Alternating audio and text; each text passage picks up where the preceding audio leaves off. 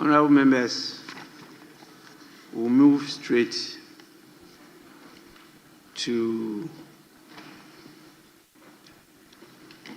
item 5.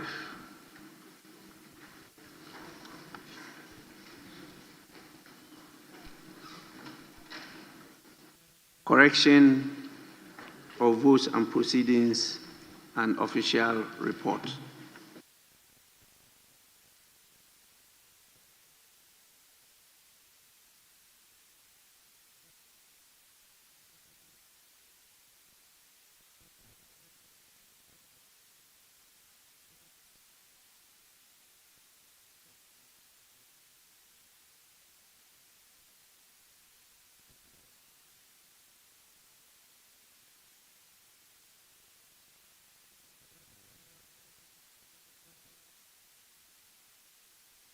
Start with the votes and proceedings of Wednesday, 29th October 2025.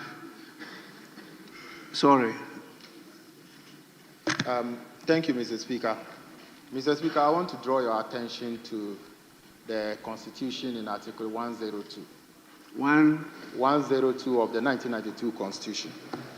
Mr. Speaker, with your permission, I read, a quorum of Parliament, apart from the person presiding, shall be 1/3 of all members of Parliament present. Mr. Speaker, looking at the House, we are 276, and 1/3 of 276 is 92. We are only 70 in the chamber. And for that matter, Mr. Speaker, I urge you to apply the rules that we don't have quorum, as stated in Article 102 of the 1992 Constitution, to continue with this Parliament. Mr. Speaker, I so pray that the right thing is being done. Yesterday, you cautioned all of us. Media houses carried it, that if we are not serious to continue business, we shouldn't let Ghanaians think same. And at the moment, out of 276, we are only 70 in the chamber, and the Constitution have made it clear. So, Mr. Speaker, I urge you to apply the rules as stated in Article 102 of the 1992 Constitution. Yes.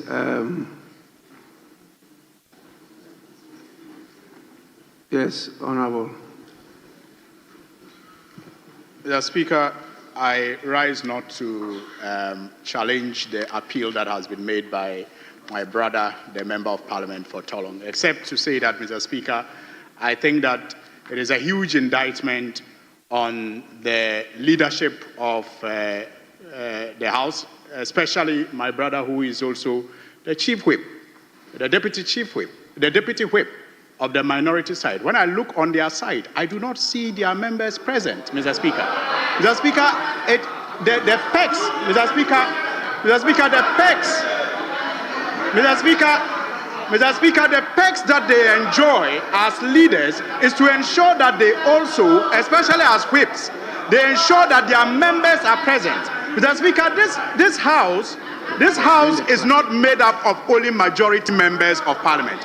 This house is made up of two parties, and we expect that our numbers be present, but we also expect that the minority that have also been voted to represent their constituents are marshaled to be in the House. So, Mr. Speaker, I am disappointed in the leadership of the whip that he is not able to whip his side to be on the floor, and he is advertising it the way he is doing. Thank you very much.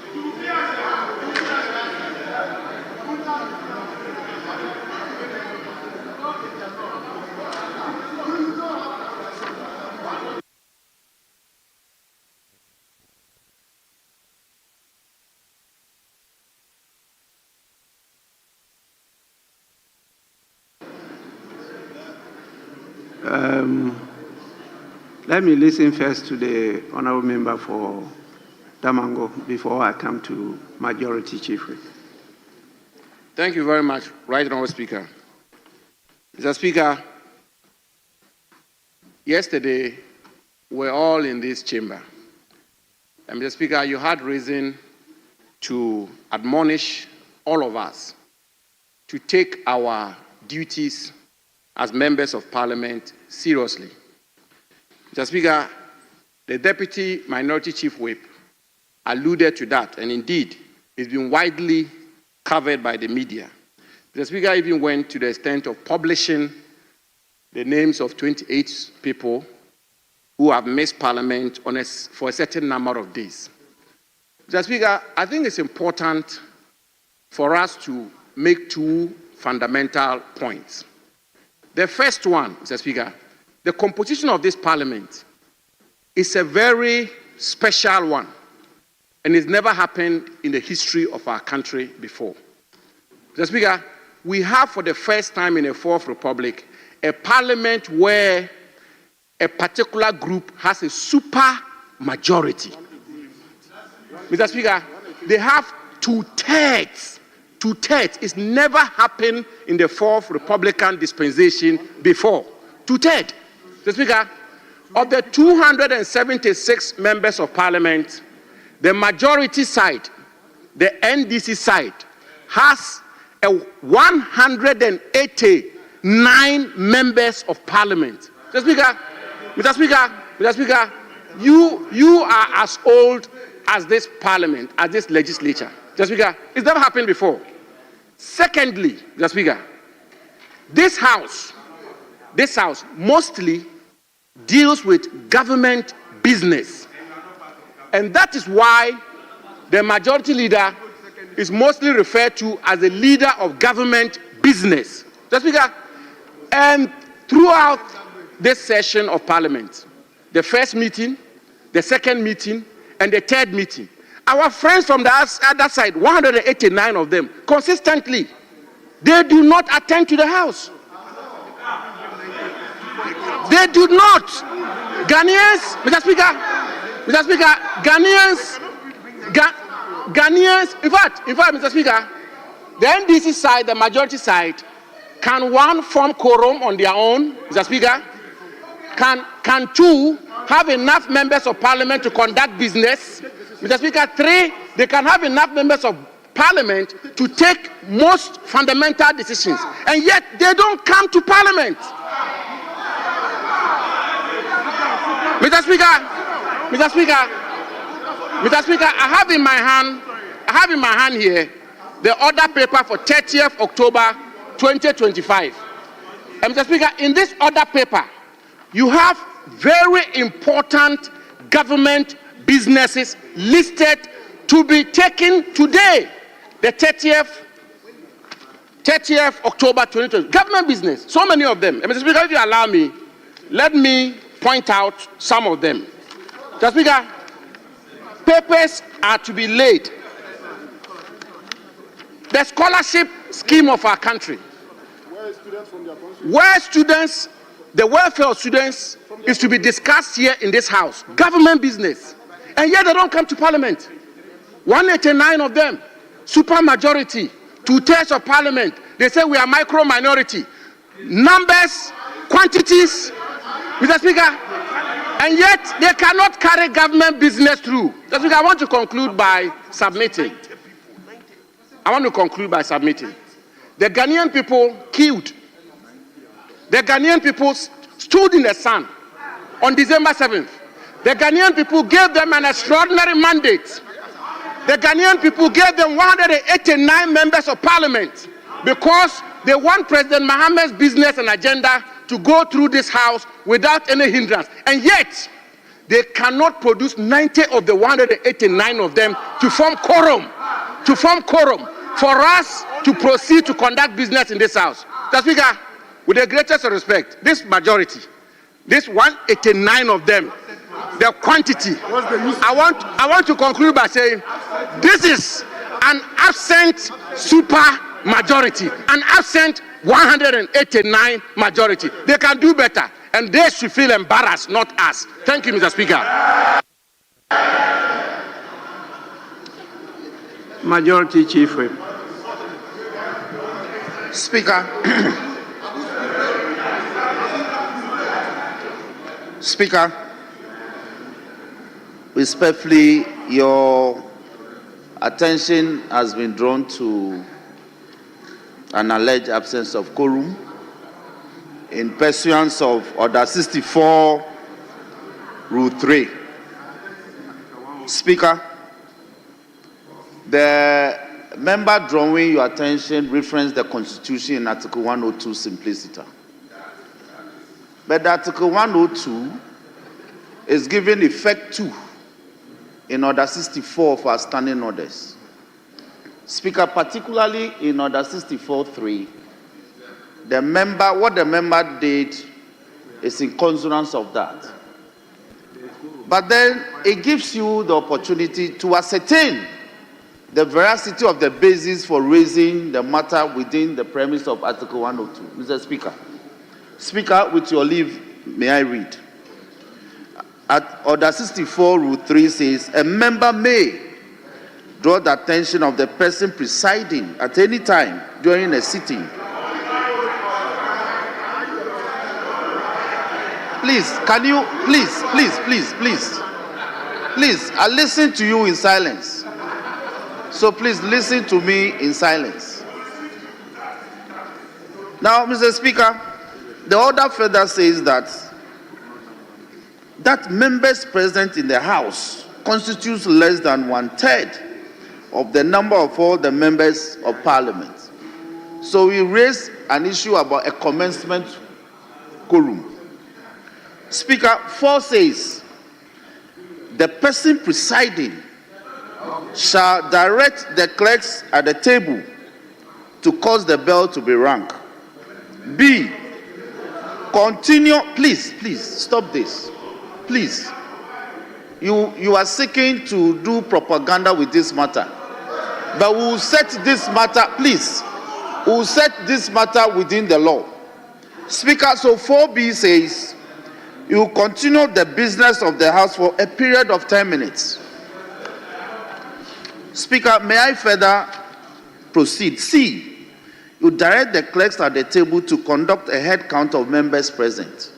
And D, if there is still no quorum, suspend the sitting of the House for a period of no more than 1 hour. Speaker, 5, if on resumption of the sitting, there is still no quorum upon the conduct of a head count, the House shall stand adjourned until the next sitting day without question being put. So, Speaker, instead of my brother Abu making his arguments within the premise of the law, Speaker, he decides to do propaganda. Yesterday we did business, government business. We conducted government business on this floor. Now, please, Speaker, please. This is the evidence of what happened yesterday. Yesterday there were 176 members of this House. 176. The records will bear us out. So the propaganda that the mighty minority are absent is not borne out by the records. The mighty majority are absent. It's not borne out by the record. So when issues are raised, Mr. Speaker, these are matters of procedure. We cannot sidestep the procedure and do otherwise. It is good you have proceeded within 64.3. You are drawing Mr. Speaker's attention to an alleged absence of the adequate numbers for a commencement quorum. The law provides what should be done. I believe the Right Honorable Speaker will direct the clerks at table to ring the bell. The numbers will come in and will proceed. Now, Mr. Speaker, having said this, I believe that yesterday you had cause to encourage members to attend upon the House at 2 p.m. Speaker, before we adjourn, the records will bear me out that I drew the attention of leadership of committees. Speaker, we have discovered that leaders of committees are arranging committee business in the afternoon, when we have all agreed that committee businesses should be arranged in the morning, so that when it is 2 p.m., we'll be ready to conduct business at plenary. Speaker, today's order paper again shows that there are advertised meetings of committees for the afternoon, when we had encouraged them that they should shift the afternoon sittings of committees to the morning, so that in the afternoon we'll have adequate numbers at plenary. So, Speaker, we are imploring, or we implore leaders of committees, chairmen and ranking members that they should arrange committee businesses from about 9 a.m. up to about midday, so that by 1 p.m. we'll be ready to start business at 2 p.m. We are depleted because of the committee sittings. As we speak, public accounts is sitting, they just adjourn for the day. A committee on state interest is sitting. A committee on communications also sat. And others are also sitting. So, Mr. Speaker, committee numbers on the average are about 24. So if you have 3 committees sitting, that is in excess of 75 plus. So we encourage the committee members to conduct business in the morning, so that in the afternoons we'll be ready. But Mr. Speaker, I can assure my brother that we have the numbers to start business. The bell has gone and they'll be here. So, Mr. Speaker, I thank you for the opportunity.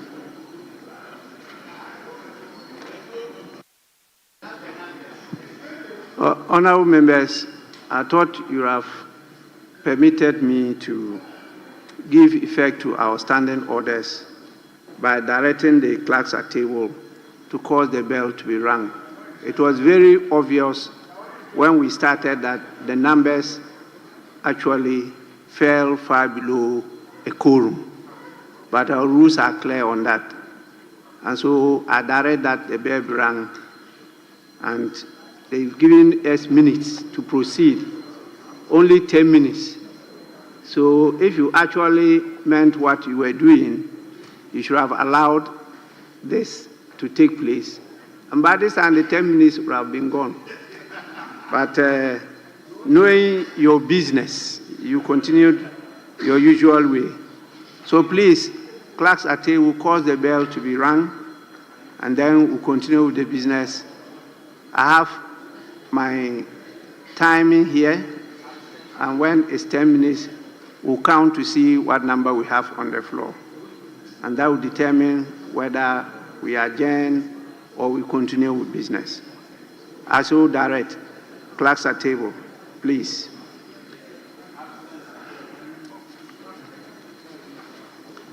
Honorable members, in the meantime, we have, you can see our gallery is full. We have a number of visitors with us. The first group, I'm told, is from Youth Empowerment Consortium.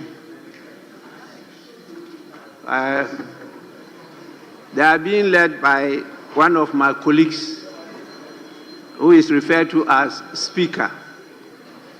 So I have a colleague here at the public gallery leading the delegation from Youth Empowerment Consortium.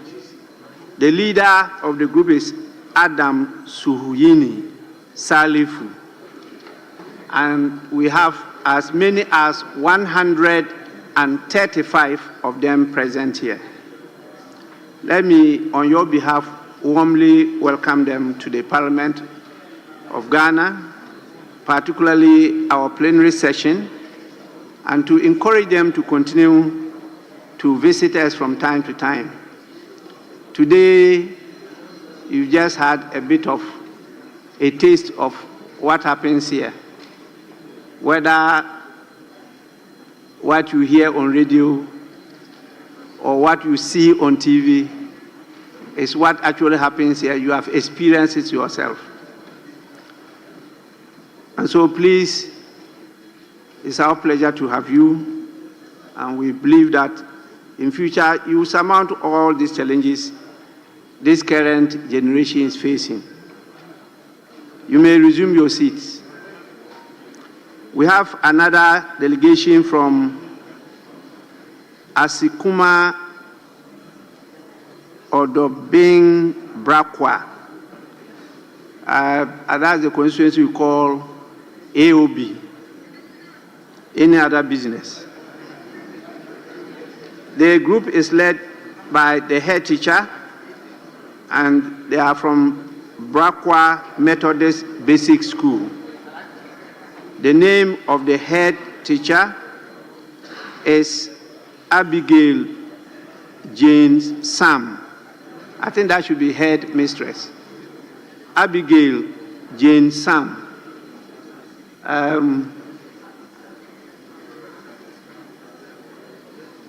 Oh, yes, head mistress.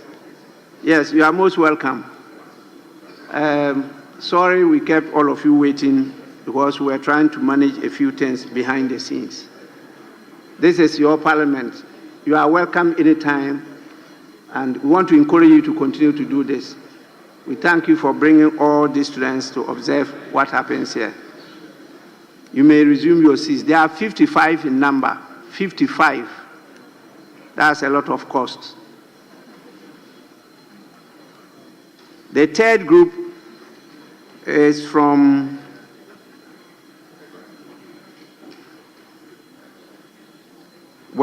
they come from all over the country, and they are the winners of the 2025 National Public Speaking Competition, which is usually organized by DD Global.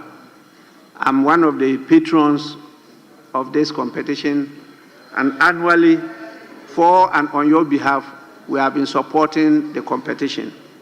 They came today to receive their prizes, and for us to think over it, I need to congratulate on your behalf the organizers of this competition. They are quite forceful, and they put a lot of pressure on me on a yearly basis.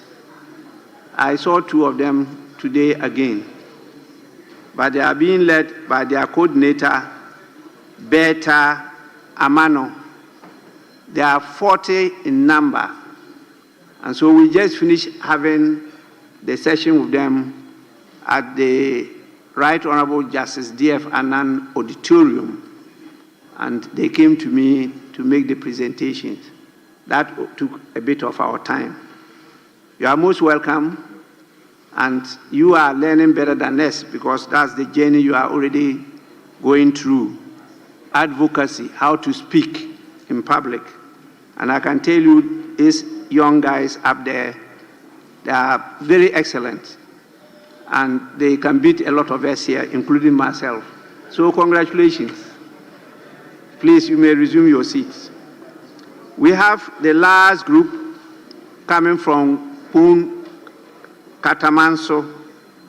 They are 64 in number, and they are coming from the East Bank School Complex. They are led by the teacher by name Adriana Sam. As I said, there are 64 in number coming from Pun Katamanso. You are also welcome, and we encourage you to come more. These are rather younger breed, and it's good to catch them young. Please kindly resume your seats. Honorable members, it's even more than 10 minutes now. I think we'll take a count to see whether we now have a quorum. Please, clerks at table, do so now.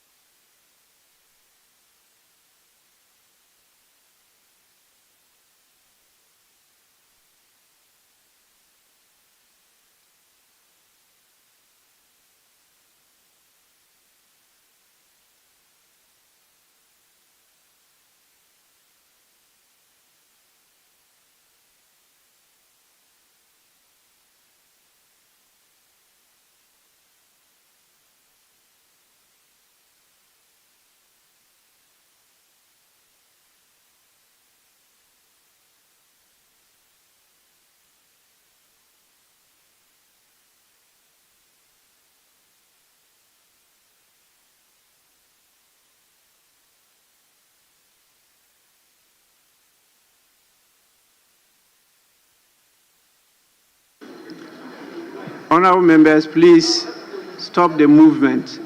It's making it difficult for us to take the count.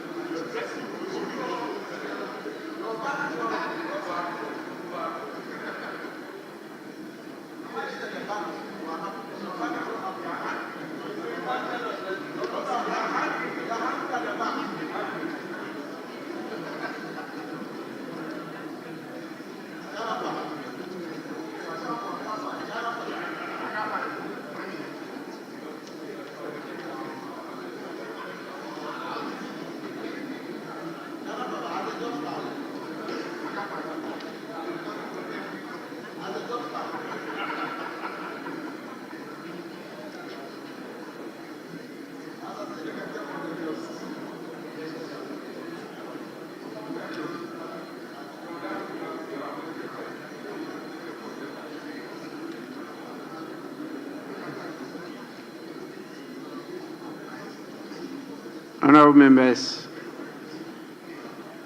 the clerk has submitted a number to me after taking the count. And the number I have here is 103. 103.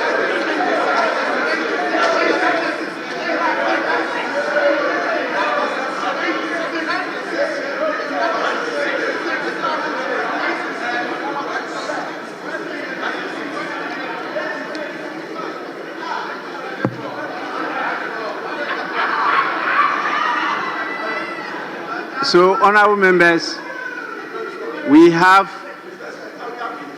a quorum to proceed with the business of the House.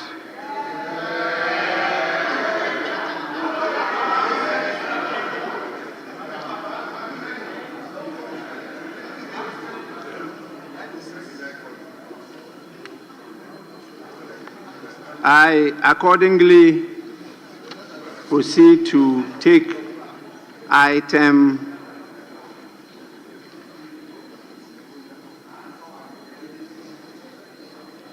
6. Item 6 on the order paper.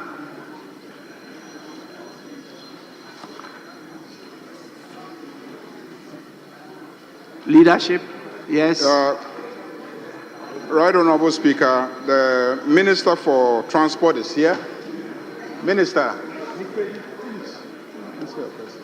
the Minister for Transport is here. The Minister for Local Government, Chieftaincy and Religious Affairs is also here. So, Mr. Speaker, we are ready for all the questions to be asked today. So, honorable members, we'll start with the urgent questions. Who stands in the name of the honorable member for Pru East, Mr. Emmanuel Kweku Boom? Sorry. Mr. Speaker, I think the majority leader is leading fast, moving fast, and I wanted guidance because we didn't do item 5, correction of votes and proceedings, and we are already moving to item 6.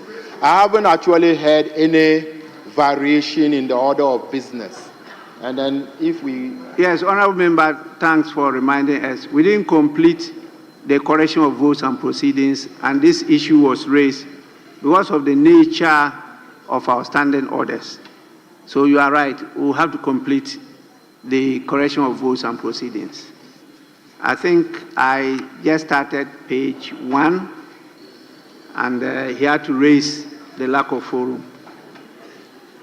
Now that we have the quorum, we'll continue. Page 1, page 2, Page 3. Page 4. Page 5.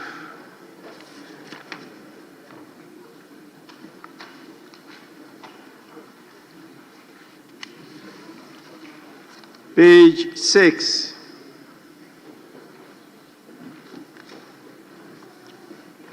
Page 7.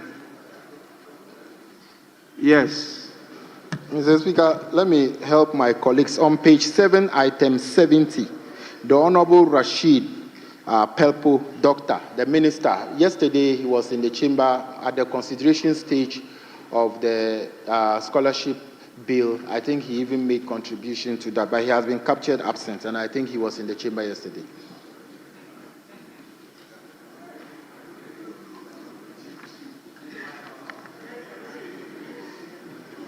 Is the honorable member around?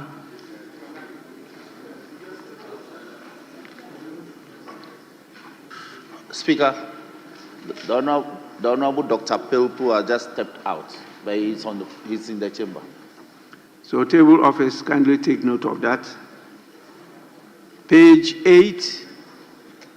Yes, please. Mr. Speaker,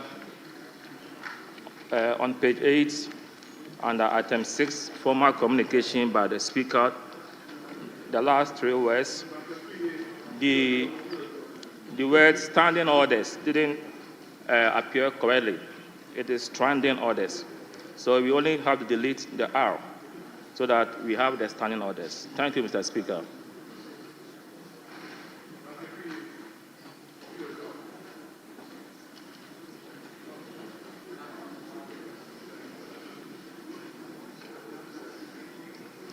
Table office, I'm sure you located the error, so kindly take note.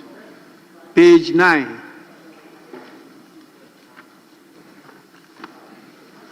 Page 10.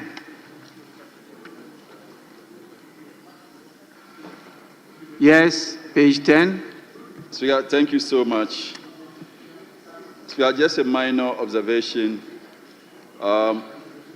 If you look at question 372 at page 10, the question stood in the name of the member for Ekwapim North. The manner in which Ekwapim is spelled here compared to the next, which is 382, the spellings are different. And I think for the sake of consistency, the clerks at table should take note. Thank you. So which is the correct one? Speaker, I think respectfully, it's a settled debate. The member once told us the one spelled with E. The E after P.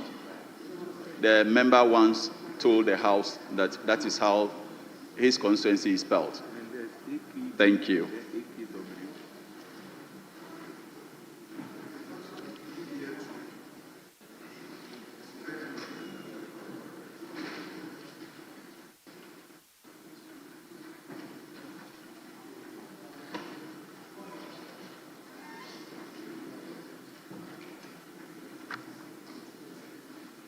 Yes, honorable members, we're taught by different tutors, and we're given both spelling. In fact, there are even more. But your second point, consistency, is something that should prevail here. At least if we are adopting one, we should adopt one with the I or with the E or with the W or whatever. But here, the W one is not in issue.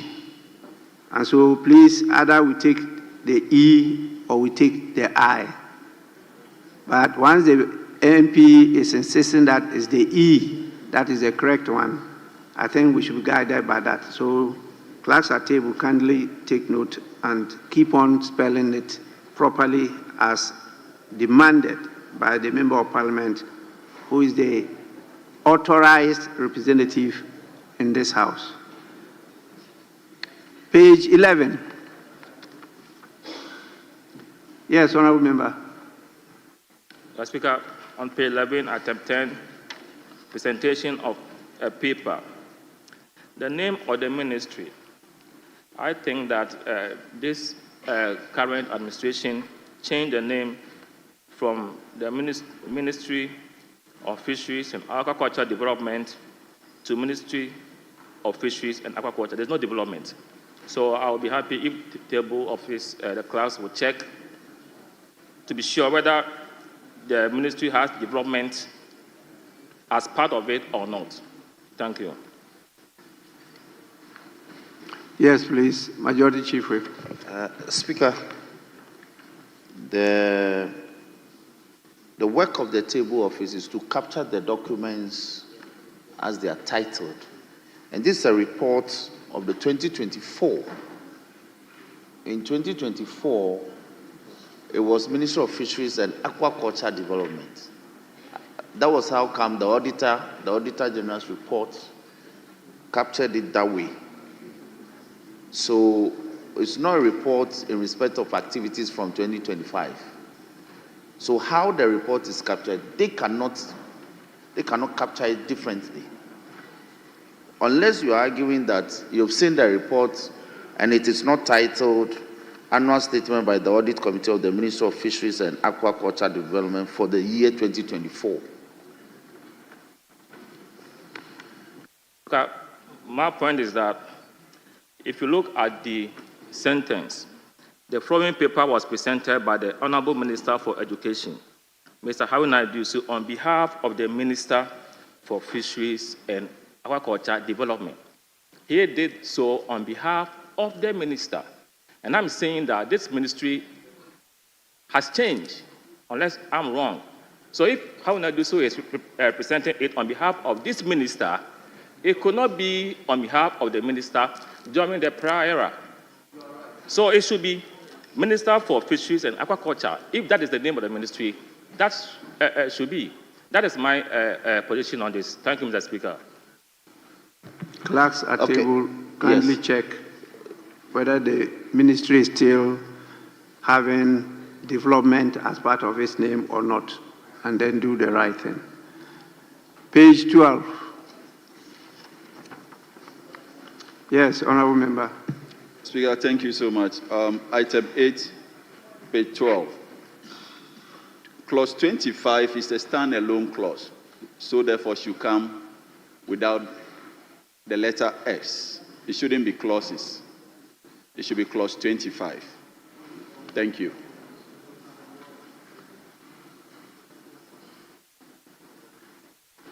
Yes, the Honorable Member is right. Table office kindly take note. Page 13. Page 14.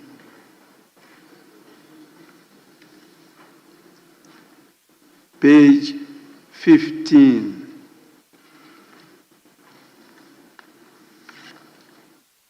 Page 16.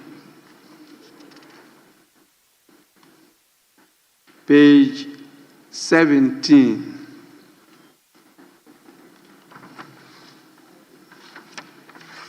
Honorable members, in the absence of any further corrections, the votes and proceedings of the sixth sitting dated Wednesday, 29th October 2025, as corrected, are adopted as the true record of proceedings. May we now move on to the next item, which is item 6, urgent questions. We have one urgent question who stands in the name of the Honorable Member for Pru East, Mr. Emmanuel Kweku. I heard somebody trying to correct my pronunciation. Buam. Yes, Mr. Emmanuel Kweku Buam. Yeah, you may ask your question now. Thank you, Mr. Speaker. I rise on Order 88 tray. on his express authorization to seek permission from you to ask the question on his behalf. Honorable Member, you may do so.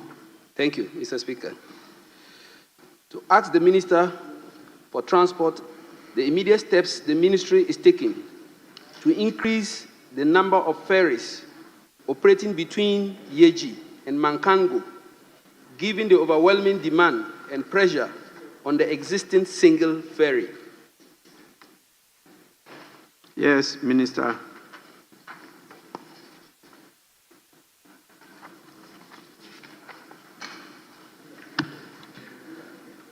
Thank you, Mr. Speaker. Right Honorable Speaker, the immediate measures. The Volta Lake Transport Company has extended its operating hours where feasible to accommodate the growing traffic, prioritize efficient loading and offloading processes to reduce turnaround time, and strengthen its maintenance regime to improve vessel uptime. Mr. Speaker, the medium to long-term solution. The Ministry of Transport continues to pursue a Korean Exim Bank facility for the improvement of the Volta Lake transport system. The project scope covers interventions that will revolutionize transportation and safety of the lake, including the supply of 5 modular ferries alongside the development of landing stages. Mr. Speaker, it will also improve improvement of infrastructure, and this will significantly improve the reliability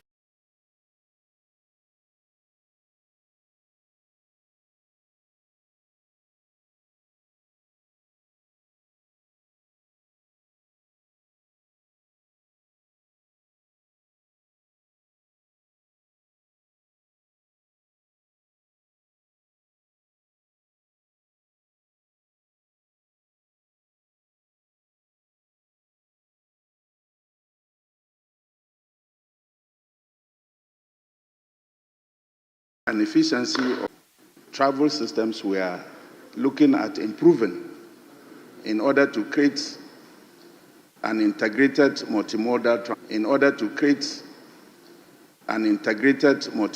transport system that will take traffic from the road to the lake.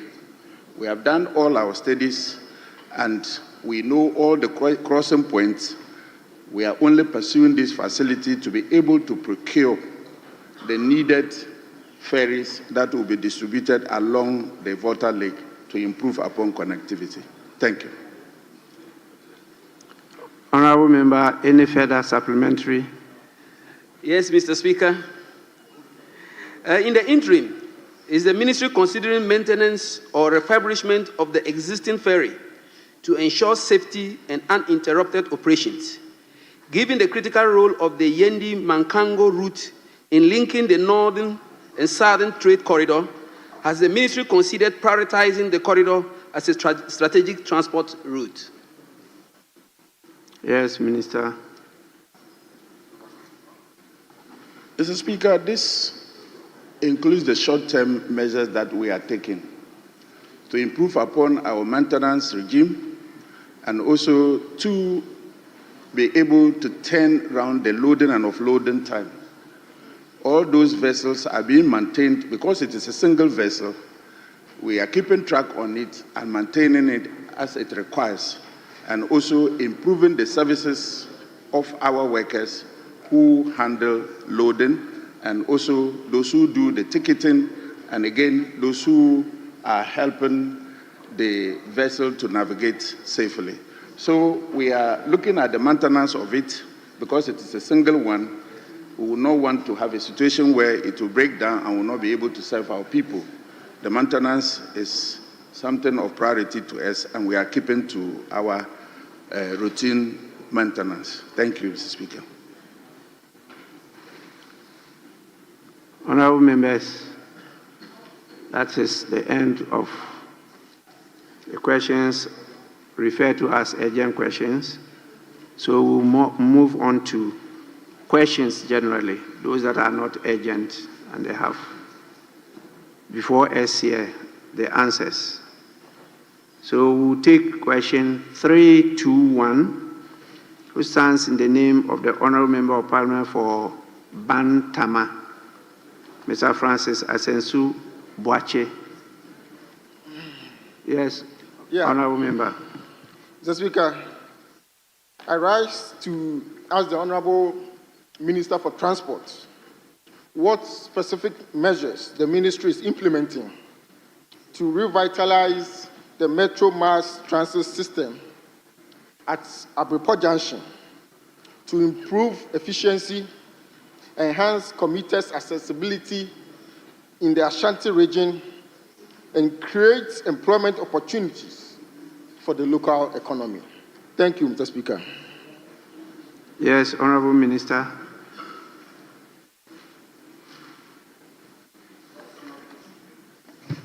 Right Honourable Speaker, the current operational fleet of Metro Mass Transit Limited, comprising approximately 134 buses, present a significant challenges in sustaining operational costs and expanding services. For this reason, the Metro Mass Transit Limited is implementing measures to renew our fleet and modernize the expansion of our facilities in terms of terminals. This will also enhance and create employment opportunities for the youth. Mr. Speaker, I wish to inform this House that the company is in the process of acquiring new buses, about 500 of them over the short to long term, to augment our operations. These buses will be deployed within the country to optimize existing routes and establish new routes in the underserved areas, of which Abripo Junction will be part. Mr. Speaker, the company is taking steps to implement a 24-hour economy services. This will begin with the vehicle maintenance department and the traffic unit to ensure buses are available around the clock.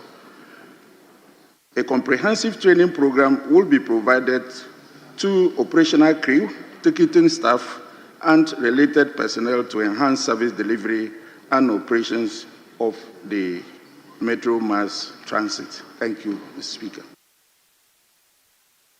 Honourable Member, any supplementary question? Yes, Mr. Speaker. Mr. Speaker, I'm excited by the announcement of 500 new buses. But Mr. Speaker, can the Honourable Minister provide specific timeline for when the 500 new buses will be procured and deployed? Thank you, Mr. Speaker. Yes, Minister. Mr. Speaker, the Metro Mass Transit Limited had challenges. From 2017, they had operational fleet of 1,157 buses. Today, they are 134, meaning that they are in distress. And for that matter, it is taking some time to be able to organize the private investors to invest in the venture. However, with the intervention of His Excellency the President, we are sure that by close of year and early next year, we'll be receiving some new fleet. Thank you. You see, Honourable Minister, the answer you publish here refer to it as short to medium term. But when you were reading, you said short to long term.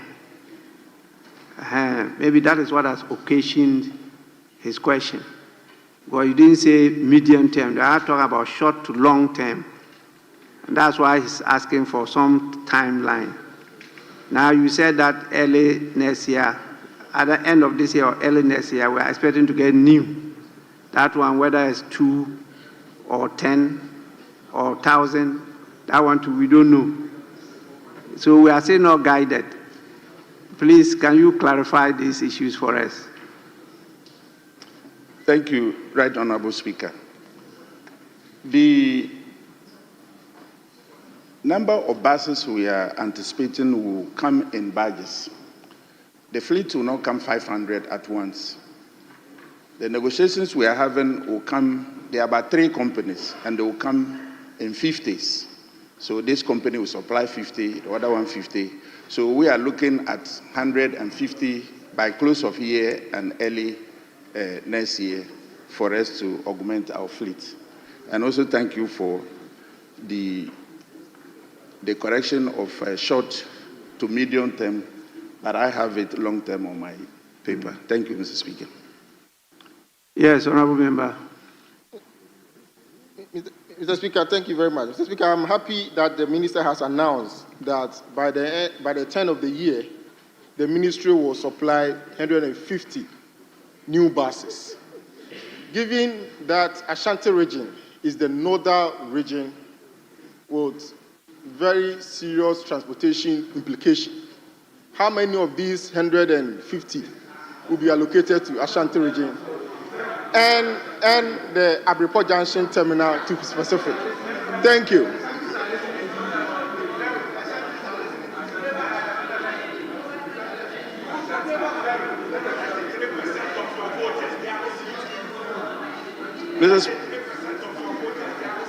Mr. Speaker, I mentioned that from 2017, we had 1,157. Now we are operating with 134. Even if we bring in 150, still, there will still be shortages of the buses. And so I rightly said that we will distribute them in the country, which Abreport Junction will be part. But to the number that will go to Ashanti region, we will look at how the traffic flows and the demand basis that we'll be able to use to distribute. Some people do not even have. And if you look at the transport connectivity within the Ashanti region, it might be better than some other regions that are not properly served. So for us, we will evenly distribute them anytime we have them in our custody. Thank you.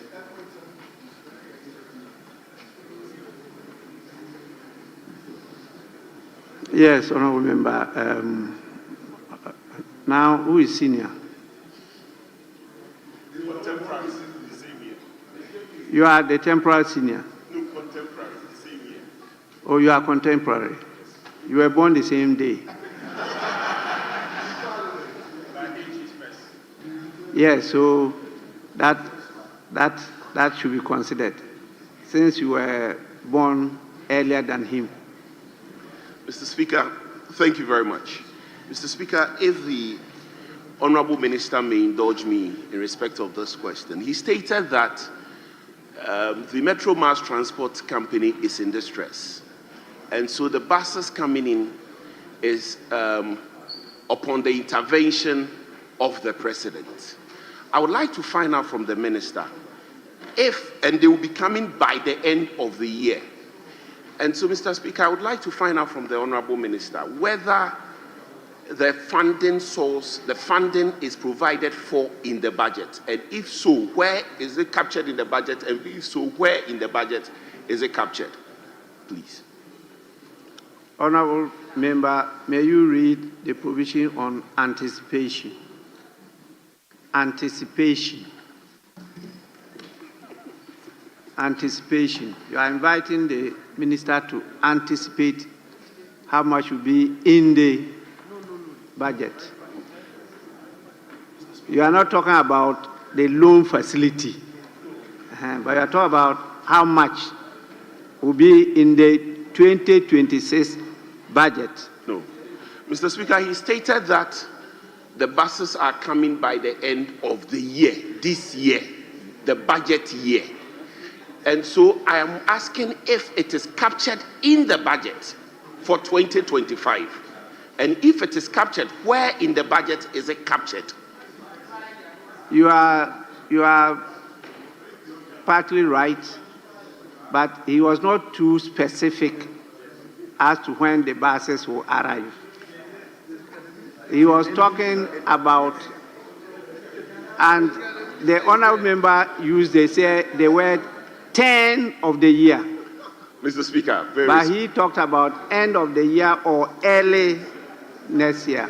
Mr. Speaker, so in respect of those that will be coming at the end of this year, Mr. Speaker, was it captured in the budget? And where in the budget is it captured? 25 minutes. Well, I'm not the minister, so let's allow the minister to answer. If not, I could have told you that reading the answer, the question you are posing is not based on the answer. But the minister is there to clarify.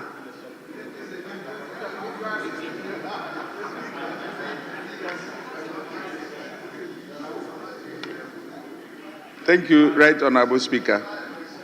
They are saying you have given me a clue as to what to say.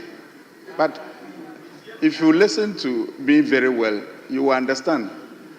When we talk of Metro Mass Transit Limited, they've seen some improvement in their daily activities. For instance, last year, a monthly collection of about 8 million was what they had. From 2025 to date, we've seen improvement to about 14. Based on that, we are able to negotiate with vendors to supply us buses that we can now be paying them or servicing them on some agreed basis. However, we are not here to predict what the budget will be contained with as when we come to Metro Mass Transit Limited. So you wait and see how we want. If you want, you can put in another question for me to come and clarify how we are procuring the buses. Yes, now it's your turn. Thank you very much, Mr. Speaker. Mr. Speaker, the minister in his answer stated, and I quote, "The current operational fleet of Metro Mass Transit Limited, into brackets MMTL, comprising approximately 134 buses, present significant challenges in sustaining operational costs and expanding emphasis." Mr. Speaker, unquote. Unquote. The emphasis here is sustaining operational costs and expanding services. Mr. Speaker, I will want to find out from the minister if in the light of this answer or this part of the answer, there are provisions because of the issue of EVs, electric buses.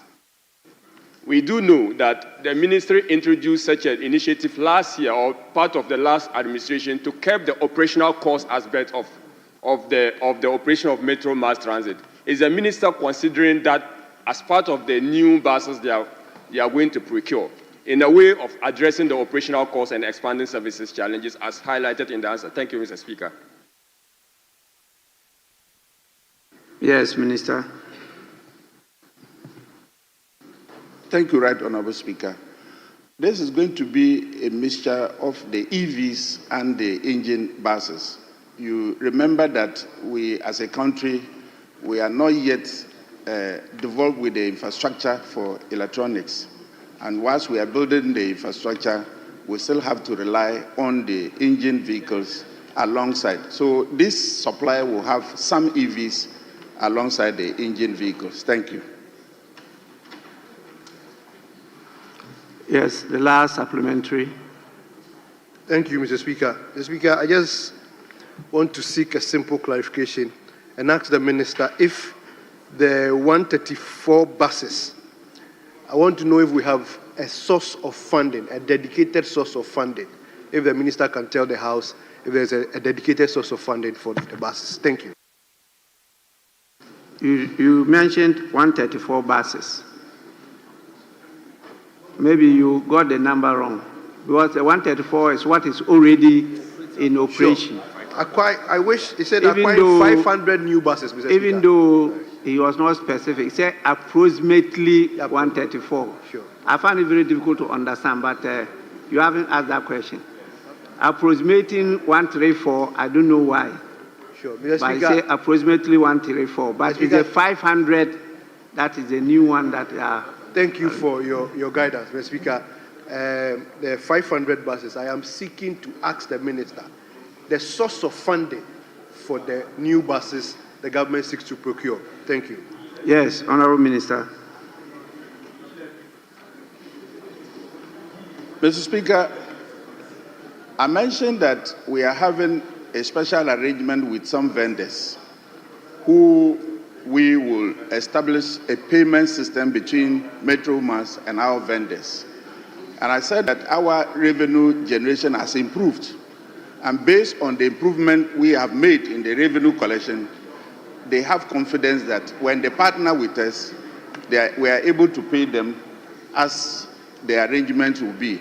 So it's a special vehicle arrangement between the Ministry of Transport, the Metro Mass Transit Limited, and some 3 vendors who are going to supply us the buses. We will manage them together and ensure that we will set aside an account to put all the proceeds inside to be able to service their interests. Thank you. Honorable members, we move on to the next question, and that is question number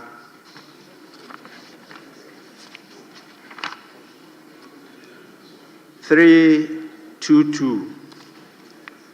It stands in the name of the honorable member for Swami, Mr. John Dakun. Honorable member, you may ask your question now. Right, Honorable Speaker, thank you very much for this opportunity. Mr. Speaker, I rise to ask the Minister for Transport to provide an update on the proposal of government to set up a national airline. Honorable Minister.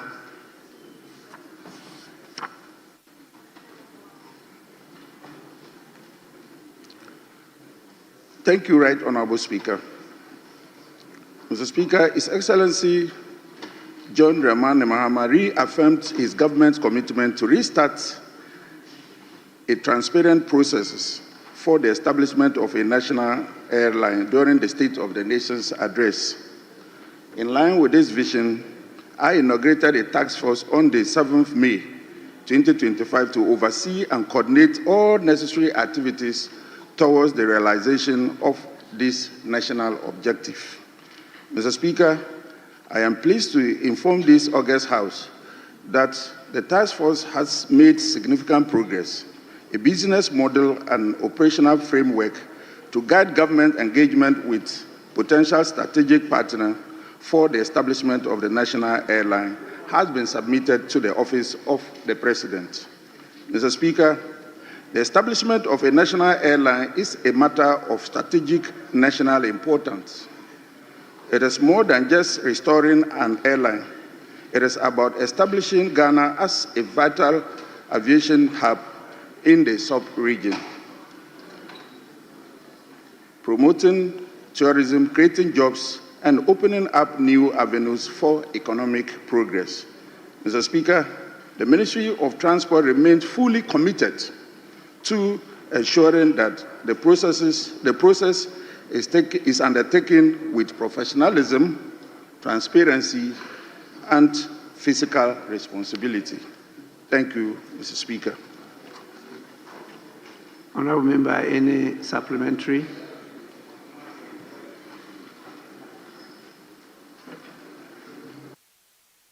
Yes, Right Honorable Speaker. I want to find out from the Minister if he can update us since the President announced this policy, whether you've received any proposals from any potential investors. And if you have, are you able to tell this House who these potential investors are? Yes, Minister.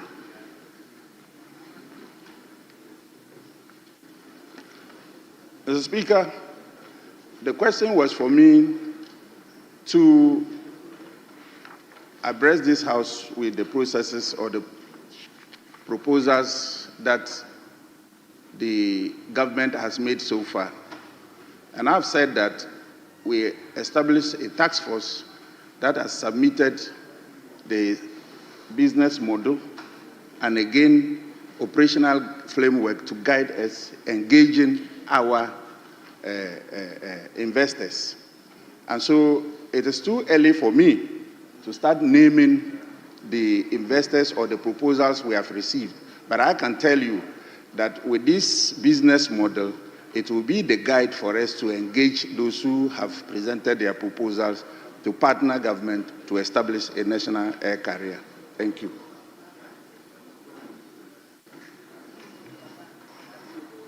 In essence, you have received some proposals. Because have you or have you not?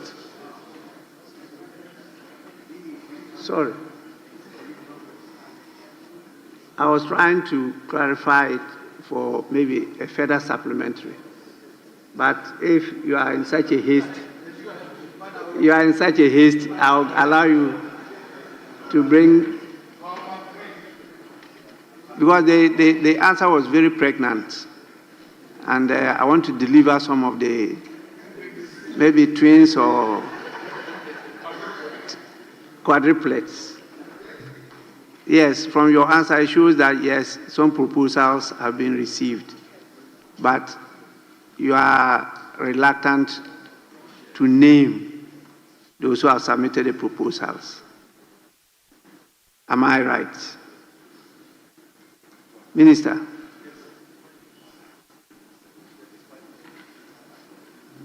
Right, Honorable Speaker, so that is right.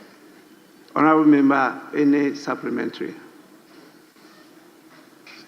Yeah, Mr. Speaker, I would have thought that the people's representative would be willing to share this very important information with the people of Ghana if we received any such proposals. The people of Ghana would like to know who the people are. But if you are telling us that you cannot tell us now, we hope that in the near future you give that information to us. So, Mr. Minister, are you able to tell the people of Ghana, in your estimation, when is it likely for us to see our flag in the sky? Yes, Minister. Mr. Speaker, establishing a national airline has a lot to do. After the collapse of the Ghana Airways, we have attempted so many times and it failed. We are guided by it, and for that matter, we are taking the processes as serious as they come. For instance, we cannot have a task force, and they have submitted a business model, they have submitted a operational guidelines or framework for us that we are supposed to use to engage all the proposals we have received from the private sector. We cannot jump now when we have not met with them. We have not seen the capacities or how they can be efficient in delivering to the timelines they will be given to us and fix a time frame. So we will update you at all the stages we will get in terms of when and exactly how we are going to roll out the national air carrier. Yes, Honorable Member. You have finished your 3? Yes, Right Honorable Speaker. Thank you very much. Yes. Yes, Mr. Honorable. Speaker, I heard the minister say that they have received proposals from the private sector. Mr. Speaker, very respectfully, would the minister be kind enough to disclose to us the proposal? Is it in respect of ownership or operations? Is it the case that it is in the area of ownership that they are looking at partnering the private sector, or is in the area of ownership where they intend doing public-private partnership or operations? Well, it's now going to specifics. You know, the question talked about proposal of government. Now, you have also received some proposals from private sector. And he wants to know the proposals in what respect?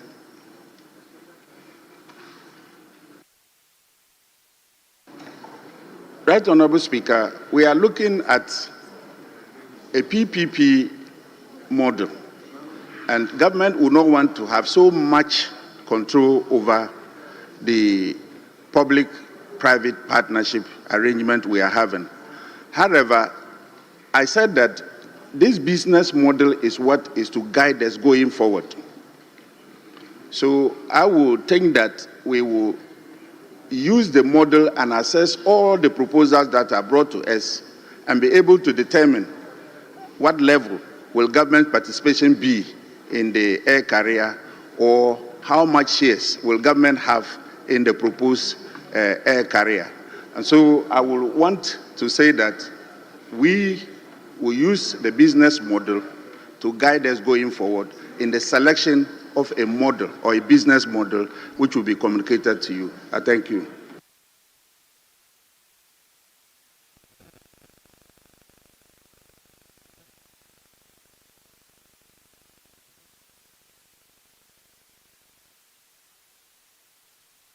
Yes.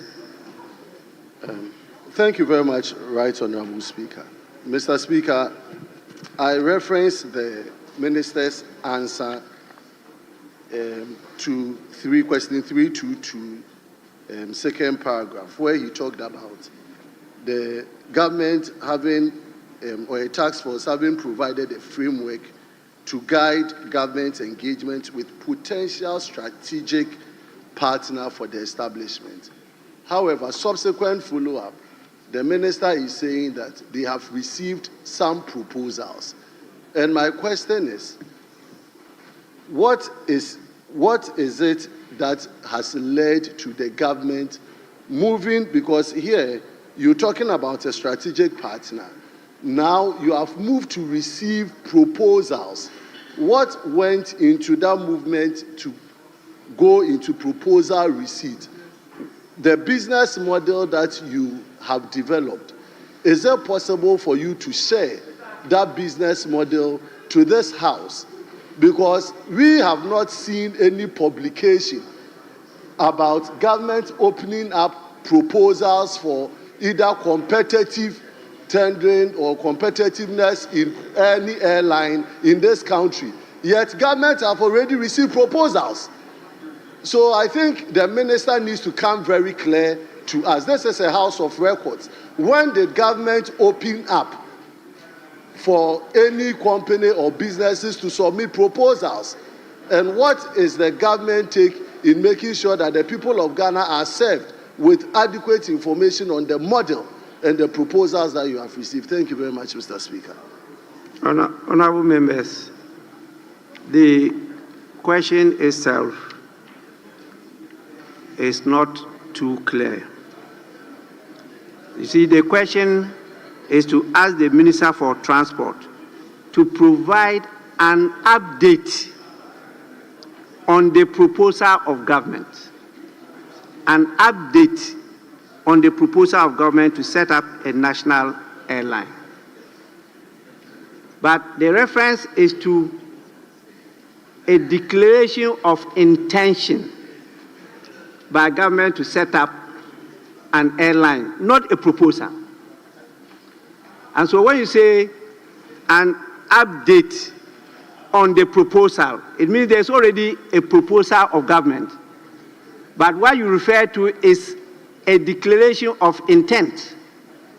Is that like how Ghanaians always say we gained our independence on the 6th of March, 1957? No, that was the day that there was a declaration. We didn't gain it that day because we are still under the Queen of England. So we're not independent. We still had a Governor General. In fact, it changed from governor to Governor General. And all our laws, it's not the same. All our laws were still assented to by the Queen. We only had a Prime Minister, head of government, but we are not independent until the 1st of July, 1960. That is when we got our real freedom and independence, and we became independent to make laws by our own selves assented to by our president is the same.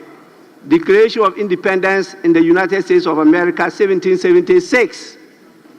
But you know, almost a year it took them before they gained their independence and became united, which was around 1868. That's a long time. So when you say that government's declaration of intent is now turned into proposal of government, and you are looking for update on that proposal, you are putting something on nothing.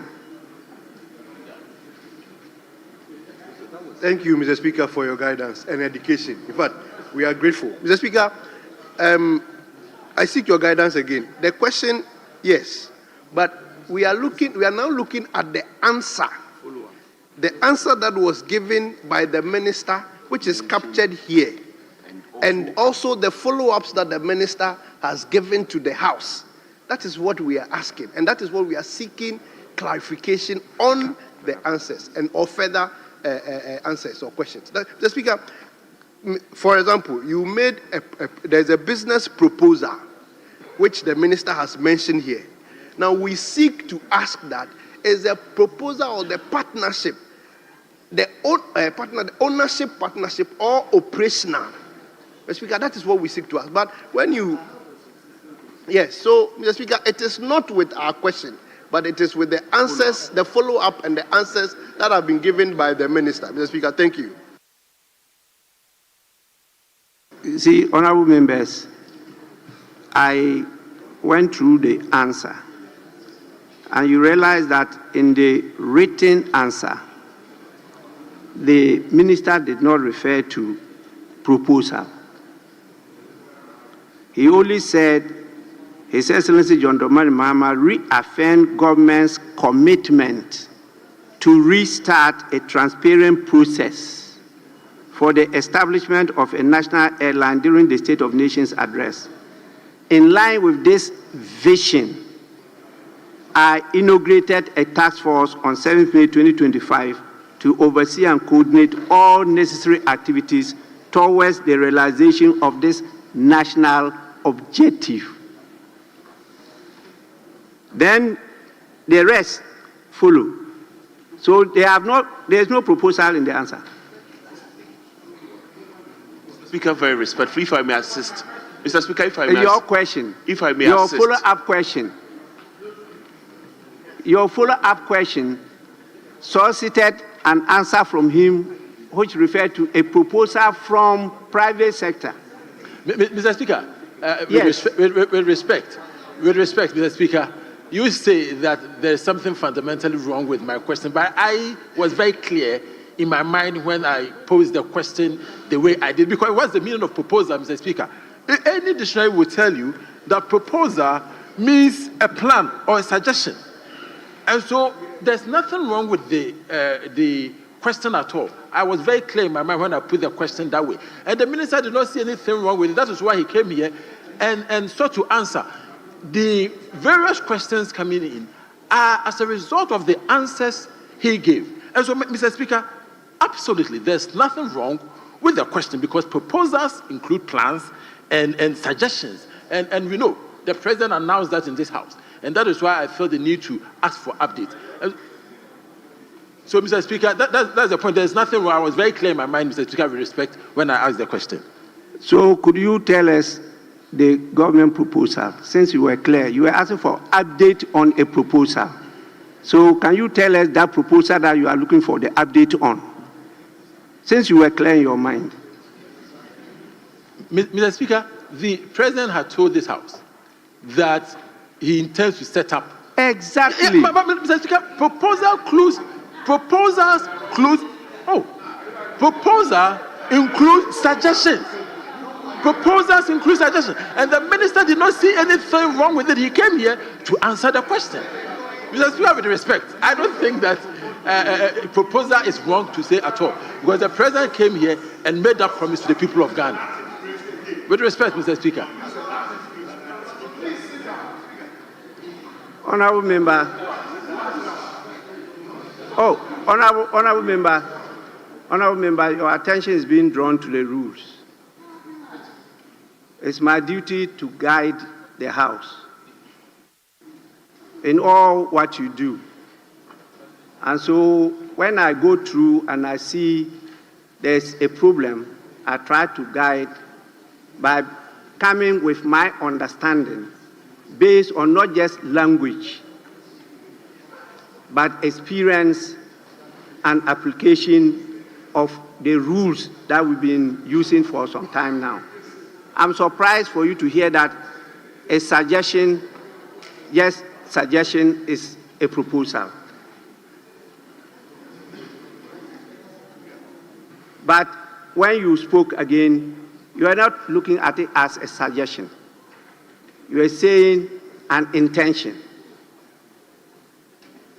You know, these are technical terms. It's not just ordinary English. And you are expecting that somebody be guided to provide an answer. So when you are talking about update on a proposal in connection with an intention that has been declared, it means at least some things have been put together to guide, and now you are now trying to see how that is being implemented. That's why you are asking for updates. So it's based on that I raise it. And I was just trying to draw attention to the fact that in some of these questions, you need the guidance of the technical people so that you can achieve your aim. So I don't need any fight with you at all, because we are not competitors at all. Mr. Speaker, I thank you very much. I appreciate this. Yes, so honorable members, I realize that the minister, in trying to answer the question, also raised a lot of red herrings. You see, and it threw the members and agitated their minds. And so they started asking so many questions, now trying to extract something from you. And you are unwilling to give that information out. But you have already let out the cat. So are you prepared to respond to the last question?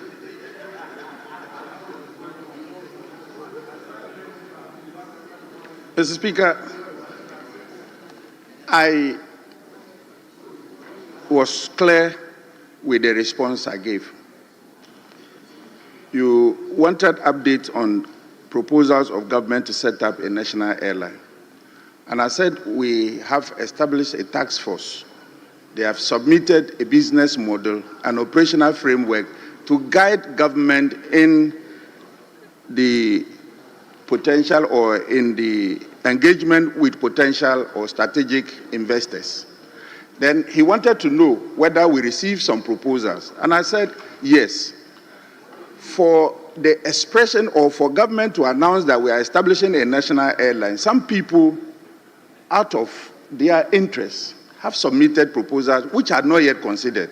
And I said that it was too early for me to begin talking of proposals that we have not considered them. So it is not that the proposals have been looked through or have been worked on and we are not relating to you. I am only adding information or additional information that people have expressed interest of partnering government or having to do business with government to establish a national airline. But the task force has given us a business model that we are going to use to look through all what we'll be receiving from other private sector investors. So the proposals as we have received are not yet proposals we have worked on or agreed on them. They are just people bringing or showing their interest that they want to partner with government. So they are not yet considered to be called proposal. But your question asks for me to show you government proposal. That is why I mentioned and added that information to you. Thank you, Mr. Speaker.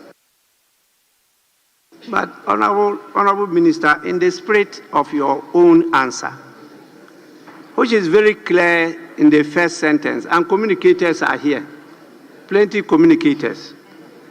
You said that His Excellency John Dramani Mahama reaffirmed government's commitment to restart a transparent process. So if that process is transparent, why are you holding back?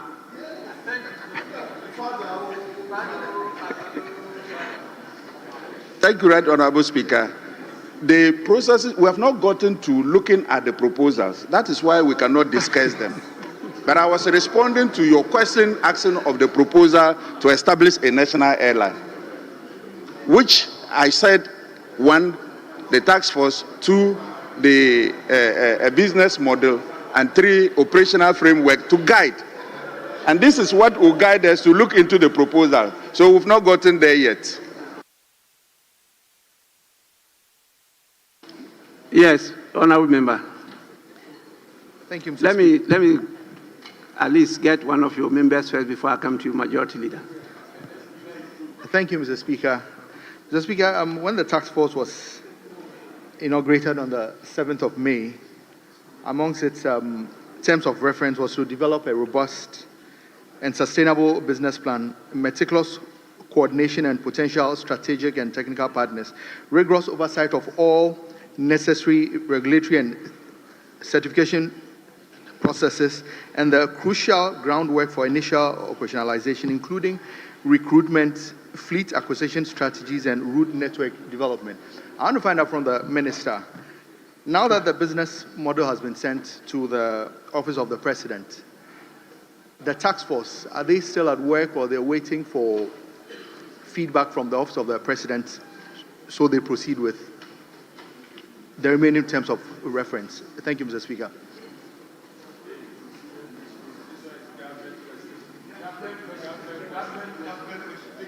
Yes, please. Mr. Speaker, the task force is not dissolved. They are to guide us in having our operational framework and engagement with potential strategic partners for the establishment of the national airline. So they are not dissolved. We are still working with them, and they are guiding the way to select a strategic partner. Thank you.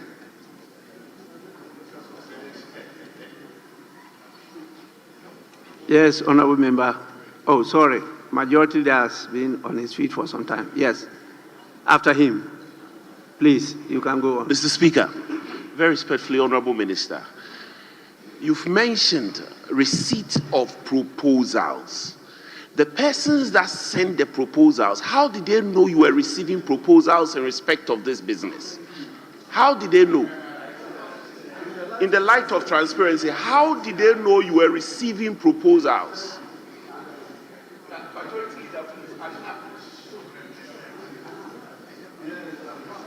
You see, that's why I started by talking about update.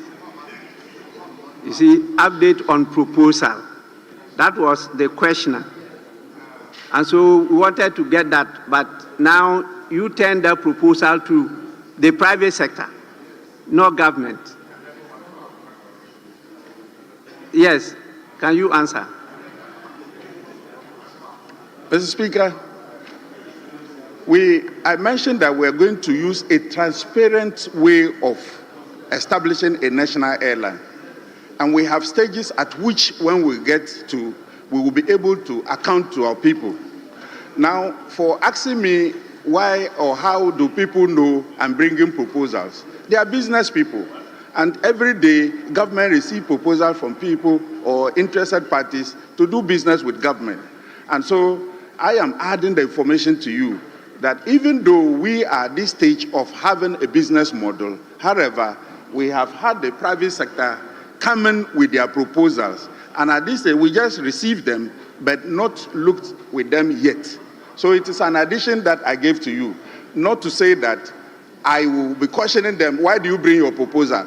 I have not gotten to having proposal, so take it away. No. Our responsibility is to ensure that we have a transparent system of establishing a national airline. And if you bring a proposal tomorrow, I will receive it. But at a time that it will be looked at, we have not yet gotten there. That is what I carried to you. And I'm not sure I can turn any Ghanaian or businessman away from expressing interest in having to partner government establish a national airline. Thank you, Mr. Speaker. Yes, Majority Leader. So, Honorable Minister, what I hear you saying is that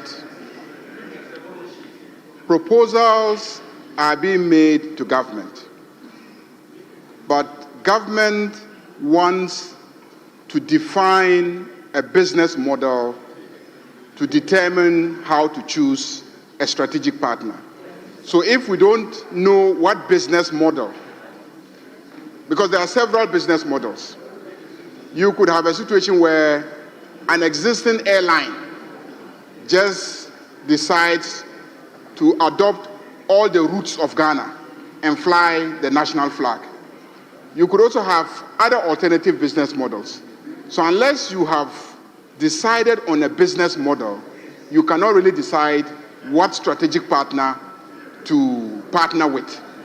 So is it the case that you are still at the point of determining the business model?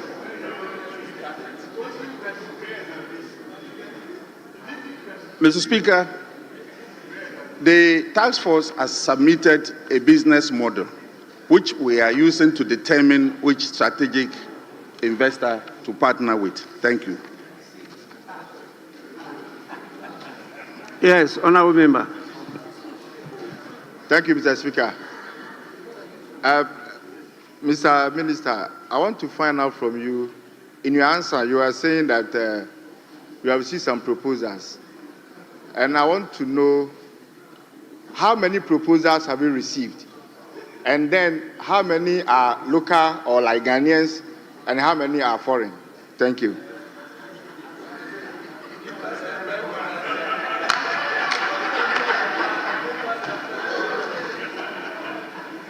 Mr. Speaker, I believe I said that we have received proposals. I believe I said we have received proposals, but we have not looked at them. We are not yet there. And that question was asked. That question was asked, and I said the same thing. Yes, we have received proposals, but we have not gotten to the point of going through to know what is contained in those proposals.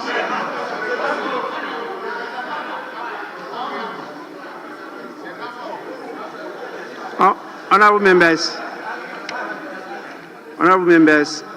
we have so many questions. I think that clearly the message is gotten home to all of us that government has not got to a stage that government itself has a proposal. It's just because of the intention that has been declared.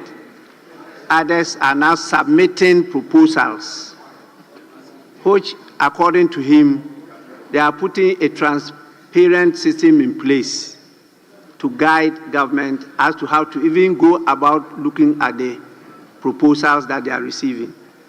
And that will be guided by government's own policy, even though he referred to PPP as the choice that is being looked at. Maybe at the end of the day, the determination will be made.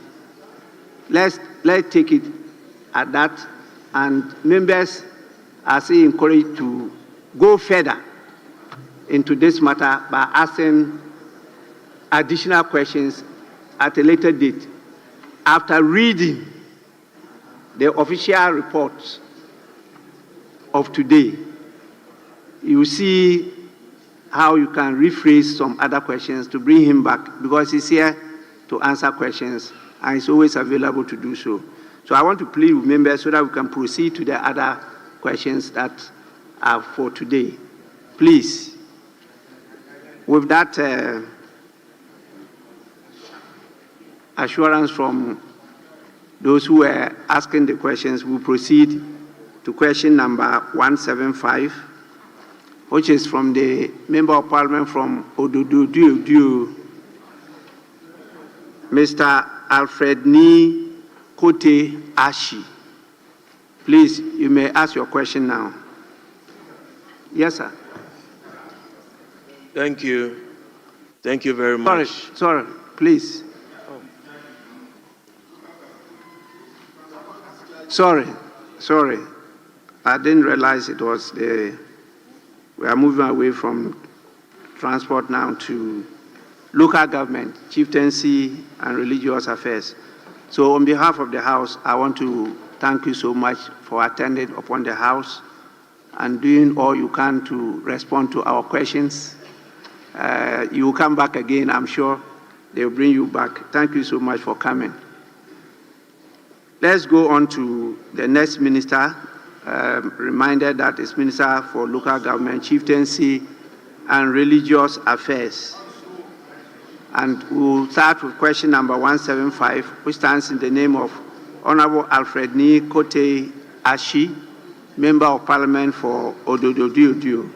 Please, you may ask your question now. Thank you. Thank you very much, Right Honorable Speaker.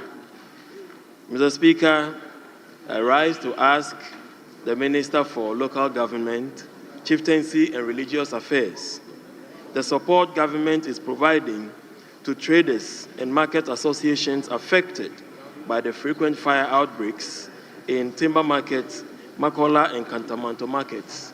Thank you, Right Honorable Speaker. Yes, Minister.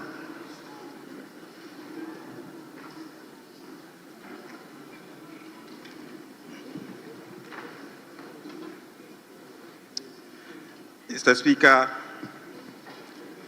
the welfare of traders in these markets have always been of paramount concern to government, given their contributions to commerce, employment, and revenue generation. Consequently, whenever fire outbreaks occur in these markets, government responds swiftly and decisively to support affected traders and restore normalcy.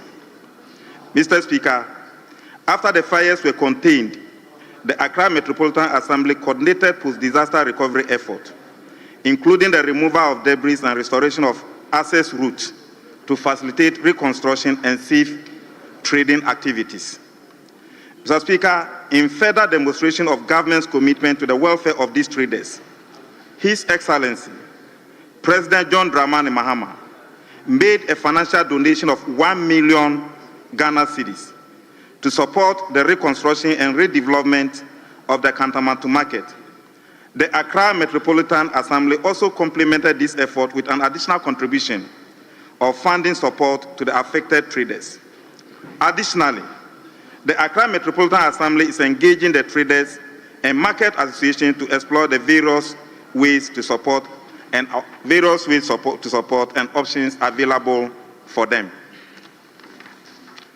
Mr. Speaker, regarding the timber market, government again acted through the Accra Metropolitan Assembly to undertake demarcation and lane creation exercise within the market.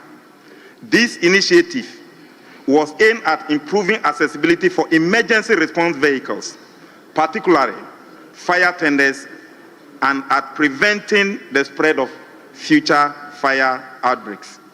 Similarly, the Accra Metropolitan Assembly is engaging traders and market associations to explore possible options of support for them to enhance their trade activities. As a control measure, the Accra Metropolitan Assembly continues to collaborate with Ghana National Fire Service, the National Disaster Management Organization, NADMO, the market associations to intensify fire safety education, risk assessment, and regular inspection of electrical installations in all major markets, including Makola. Mr. Speaker, these interventions underscore government's unwavering commitment to safeguarding lives, livelihoods, and property, and to ensuring that our market remains safe, resilient, vibrant centers of economic activity for all people in Ghana. Thank you, Mr. Speaker, for the opportunity. Yes, Honourable Member, any supplementary?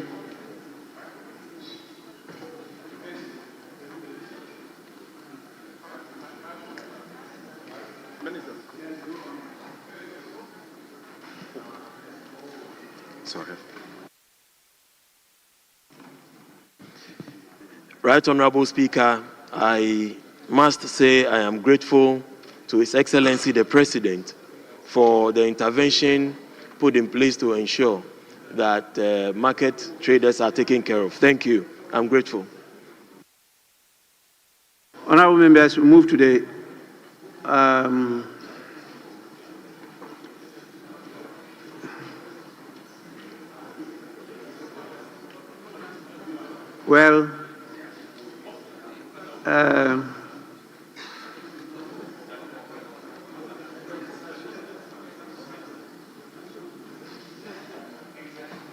yes. Thank you very much, Mr. Speaker.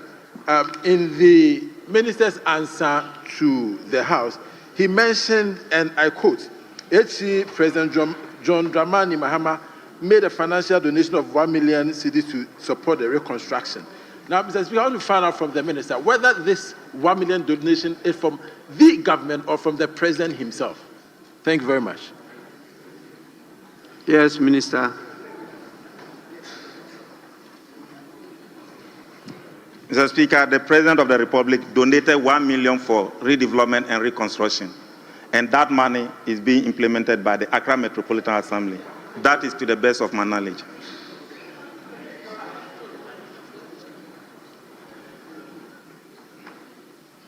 Honorable Member, you are not satisfied with the answer. With respect, Mr. Speaker, the question really was whether it was from his personal funds or from the government. The minister's answer doesn't do justice to the question I asked, Mr. Speaker, with respect. That one, that is what he has.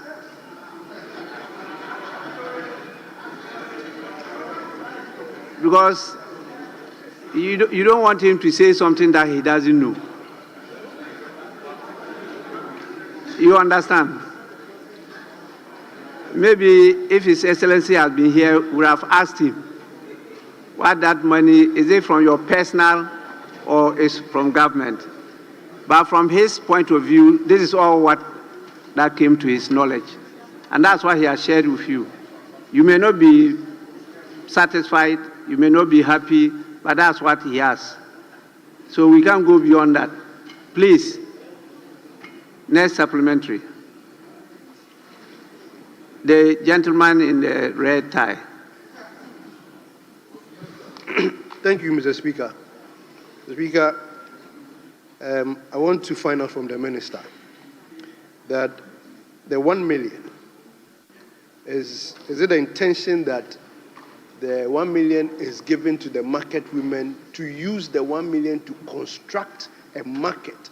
Because my understanding is that markets are constructed by government.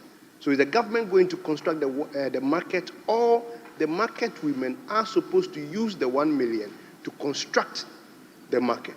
Thank you. You see, you forced me to come in. He didn't say that the money was given to the market women. The answer is clear there. So why are you bringing in the market women here? Mr. Speaker, very respectfully, if I may assist. He said it was made to support the reconstruction and redevelopment. Exactly. He didn't say made to who. Yes. Thank you, Mr. Speaker. Mr. Speaker, my point, your point, like Mr. Speaker, your guidance is clear, but my point still holds that if it is made to the support of the reconstruction and redevelopment of the Kantamanto market, is it to support them to construct it or to reconstruct it, or it is the amount of money supposed to reconstruct the market? The government, yes. That's the point I want to know from the minister, the Speaker. The minister even told you who took possession of that money and what that body is doing with the money. It's in the answer of the minister. He mentioned the assembly and said they are using the money to do 1, 2, 3. Please, next supplementary. Mr. Speaker, thank you very much. If you look at the answer given by the minister, after mentioning the 1 million support by government, he went further to say that the Accra Metropolitan Assembly also contributed some funding to support the traders. I want to find out from the minister how much contribution did they make to support the traders? Yes, Minister. Mr. Speaker, I am unable to give the exact amount the AMA has given in support of that, because they are not only giving physical cash, but when given time, I can let them collate everything, and it will be, the House will be served with that. Yes, please. Yes. Respectfully, when you look at the answer of the minister, he's talking about support by government, 1 million. And the Accra Metropolitan Assembly is also complementing that support with an additional contribution of funding support to the affected traders. The question is, who is in charge of the reconstruction and redevelopment of the market? Is it government or the affected traders? Who are these support going to for the purposes of reconstruction and redevelopment? Government or the affected traders? They want to know who this support is going to. Mr. Speaker, I think as MPs, we are better placed to appreciate the answer. When they say support is given, it means that is not the total amount that will be used to construct the thing. The traders, by the nature of timber market, the nature of the market that we are talking of, wooden structures are being purchased, woods are being purchased to start the construction. Affected people may not have the immediate amount to be able to do. It is not in government budget. There is no contract for that. As MPs, what we sometimes do when those things happen, we buy some of building materials and donate for the reconstruction to start.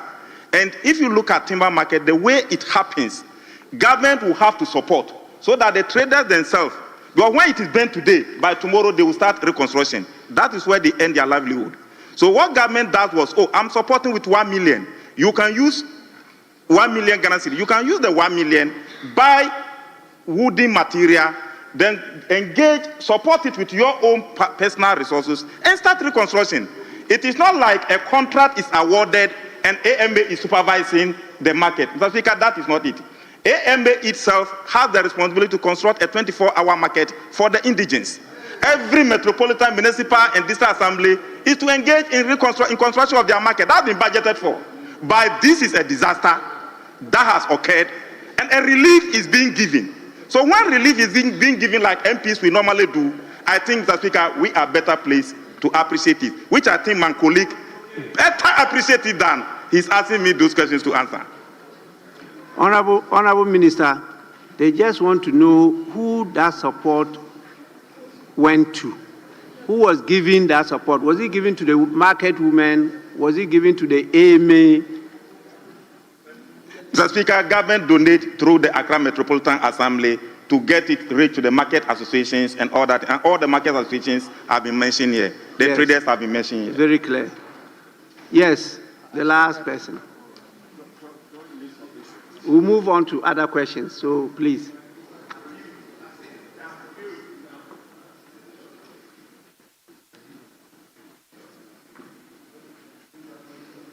I've been very generous. I said...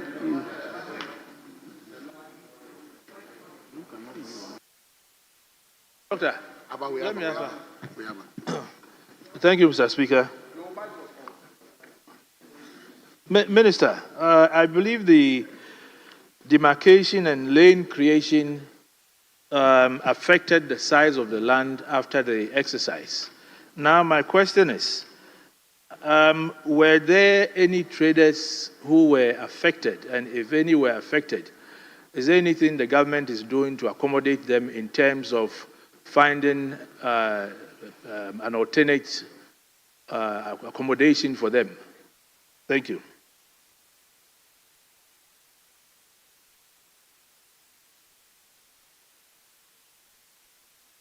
Yes, Minister.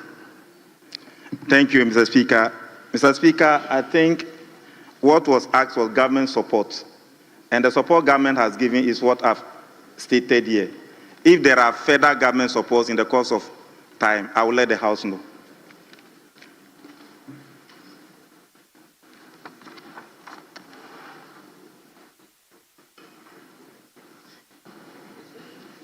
Honorable members, you want to stay here till midnight. So if you want to continue, I'll allow you. Thank you very much, Right Honorable Speaker. Mr. Speaker, I want to find out from the Minister what is being done to make sure that the fire does not occur again in the market. Now that it's being built by the market people themselves. Yes, Minister.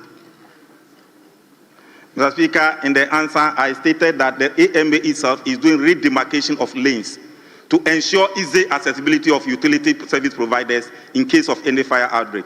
Mr. Speaker, careful measures are being implemented. And you know when it comes to this, we are on top.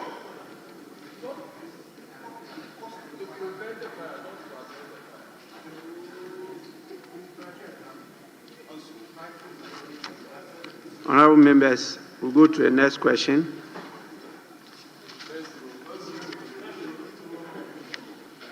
The question number 277 stands in the name of the Honorable Member for Manso Nkwanta, Mr. Chunibua Kudua Foku. Sorry? Yes. I was on my feet, but unfortunately, I didn't catch your eye early. Yes, if I what could is ask it? my question, What is it on? It's to further ask a question on the, before you move to the next question. I have a question to ask. I was very clear about the supplementary questions. Sorry? I said that was the last supplementary question I would thought take. maybe you give some priority to the front bench. You know, normally you do that. Well, I don't know that you are part of front bench. For now, I am holding the fort. You know, when your leaders are not available, the available leader, you take over. So I've taken over, Mr. Speaker. In a very peaceful, is there any coup d'etat? Because in a very peaceful manner. You are not part of the leaders to be available leader. Yes. Yes. If you were part of the leadership of the minority group, yes, the one that is left is the available leader. If the leader is not there, the deputy is not there, whoever is there is the available leader. But you are not part of the leadership of the minority group, so you cannot be the available leader. Mr. Speaker, thanks very much for the education. This is the first time I'm hearing this. That if you are not part of the leadership, you cannot be an available leader. Today is the first time. And I will urge honorable members to be guided. You should be guided because this is a very important education. But Mr. Speaker, I am not an available leader. I am here to stand in for the leadership.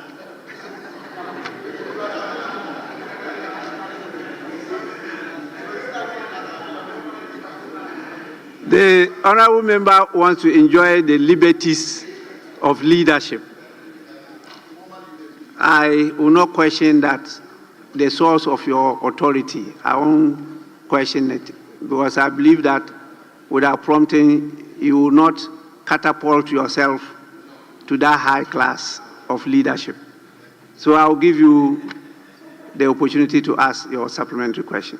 Thank you, Right Honorable Speaker, for indulging me. Mr. Speaker, if you look at the questioner asked the support of governments to the traders. And if you look at the minister's response, he started by the donation of His Excellency John Dramani Mahamas, 1 million. So can I conclude that since the question has to do with the support from government, and you mentioning the 1 million from the president, I can conclude that that money is coming from the state, but not him personally. Can I conclude that way, Mr. Speaker? That's my question to the minister. Honorable available leader.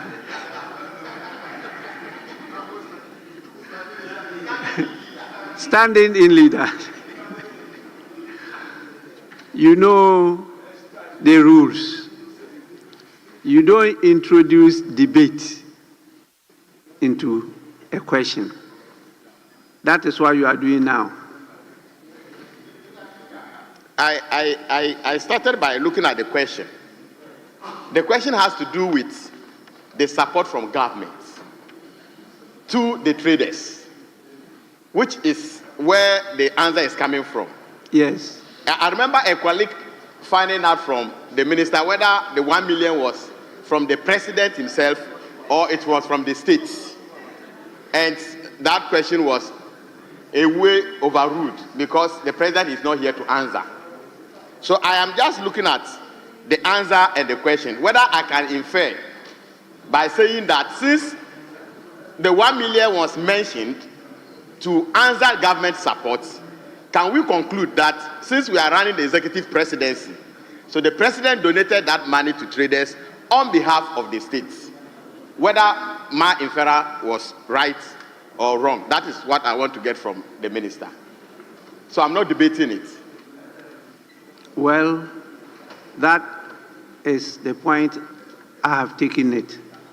Because as you sit here, if you go to the market yourself and make a donation to support whatever is going on there, one cannot jump on to say that donation you have made is on behalf of the New Patriotic Party or on behalf of the minority caucus in Parliament.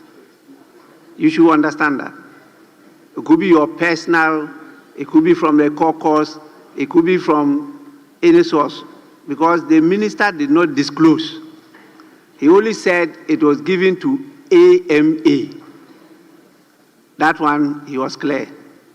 But whether it was personal or it was government, that one he did not tell us. Mr. Speaker, I cannot be debating the speaker. So I leave it here. Well, thank you, Right Honorable Speaker. Thank you so much. I want us to proceed on to the next questions. We have so many questions today.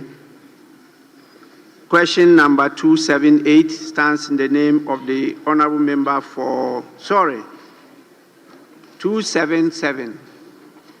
277 stands in the name of the Honorable Member for Manso Nkwanta. Mr. Chinibu Akudua Foko. Thank you, Mr. Speaker, for the opportunity. Mr. Speaker, I rise to ask the Minister for Local Government, Chieftaincy and Religious Affairs, status of construction of the 6-unit classroom block at Yauhimin Krom and 6-unit classroom block at Esionyu in the Manso Nkwanta constituency under the Infrastructure for Poverty Eradication Program. Thank you.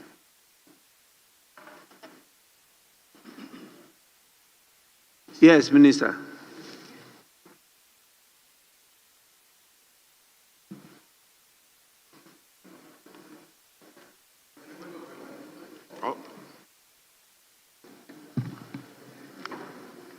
Mr. Speaker, under the Infrastructure for Poverty Eradication Program, IPEP, the erstwhile Ministry for Special Development Initiative through the Middle Belt Development Authority, MDA, in December 2024, and the emphasis is December 2024, awarded contract for the construction of one number 6-unit classroom block each at Asiowin and Yauhimekrom, respectively, in the Amansie West District Assembly. I wish to indicate that these projects, though awarded during the last days of the previous administration, as clearly indicated in the authorities' handover notes, could not commence. My recent checks from the Assembly indicate a 0% completion level. Mr. Speaker, you will agree with me that these are legacy projects inherited by the Minister of Local Government, Chieftaincy and Religious Affairs, following the realignment by His Excellency the President of the Republic in January 2025. Accordingly, the ministry initiated the process to take nationwide inventory of all such ongoing projects for completion by the various metropolitan, municipal, and district assemblies. Thank you. Yes, Honourable Member, any supplementary? Yeah, thank you, Mr. Speaker. Mr. Speaker, I want to find out from the Honourable Minister. I have a copy of the contract here, and that contradicts the dates of the award that you gave as December 2024. What I have is 22nd April 2024, a copy of the contract. So if the minister could clarify that. No, what I have, which is a copy of the contract, which was given to the contractor, that indicates that it was awarded on 22nd April 2024 and not December 2024 as you indicated. So clarity, thank you.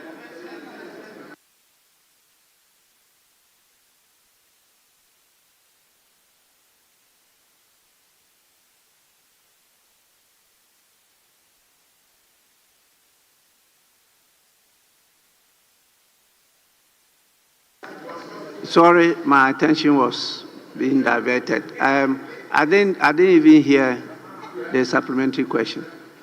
Minister, you heard what he said? Yes, Mr. Okay, please. Mr. Speaker, please, he is providing the answer. So, by the handing over notes given to me, the contract was awarded on December 2024. My colleague opposite is saying it was April 2024. And the handing over note says that it was December 2024 and at 0 completion rate. And you are saying it's April 2024 and what completion rate? So, Mr. Speaker, for the sake of accountability, I want my colleague to assist me because the project must be completed. So give me your contract document that you have. I will go and cross-check with the handing over note because that I didn't prepare the handing over note. Those who awarded the contract are those who gave me the handing over note. And that is the Middle Belt Development Authority. So if there are discrepancies, somebody must be held responsible. I need that your document to cross-check with mine. I also need further clarification. Me and you, it's your constituency. I must support you to complete it. So let's work together. Make sure what is the completion rate. It is still 0.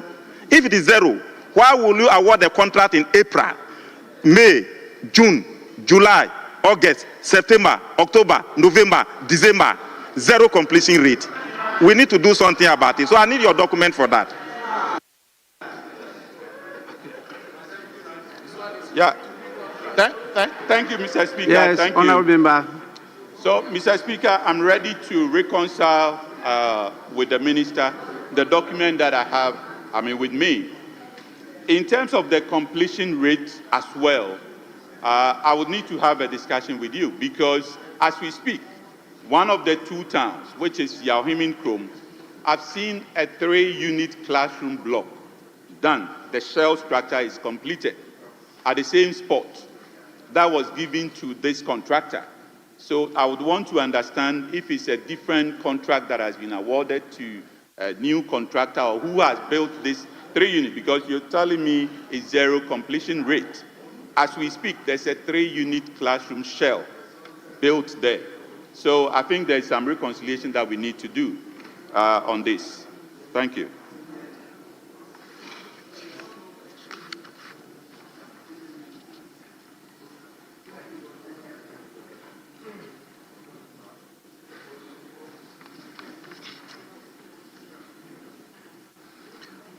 Well, honorable member, the question you asked talked about 6-unit classroom block. It never mentioned 3-unit classroom block. Now you are talking about 3-unit classroom block that has been constructed. But your question talked about one number 6-unit classroom block at Yauhimin and one number 6-unit classroom block at Esuohin. Those are 6-unit classroom block, but now you are talking about 3 units. Yeah, thank you, Mr. Speaker. Mr. Speaker, the reason why I brought about this 3-unit classroom block is the same piece of land that was awarded to the contractor to construct the 6-unit classroom block. And now you would find a 3-unit classroom block on the same piece of land.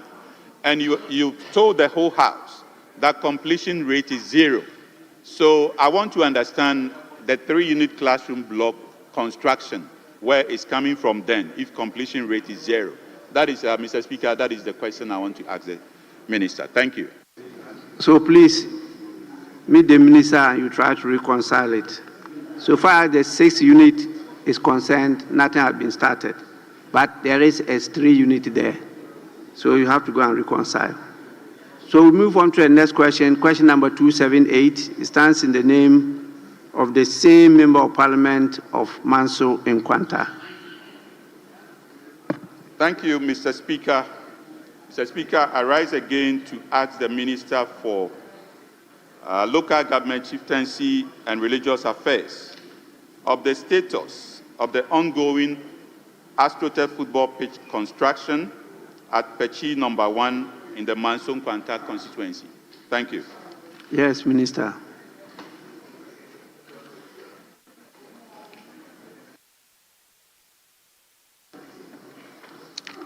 Thank you, Right Honorable Speaker.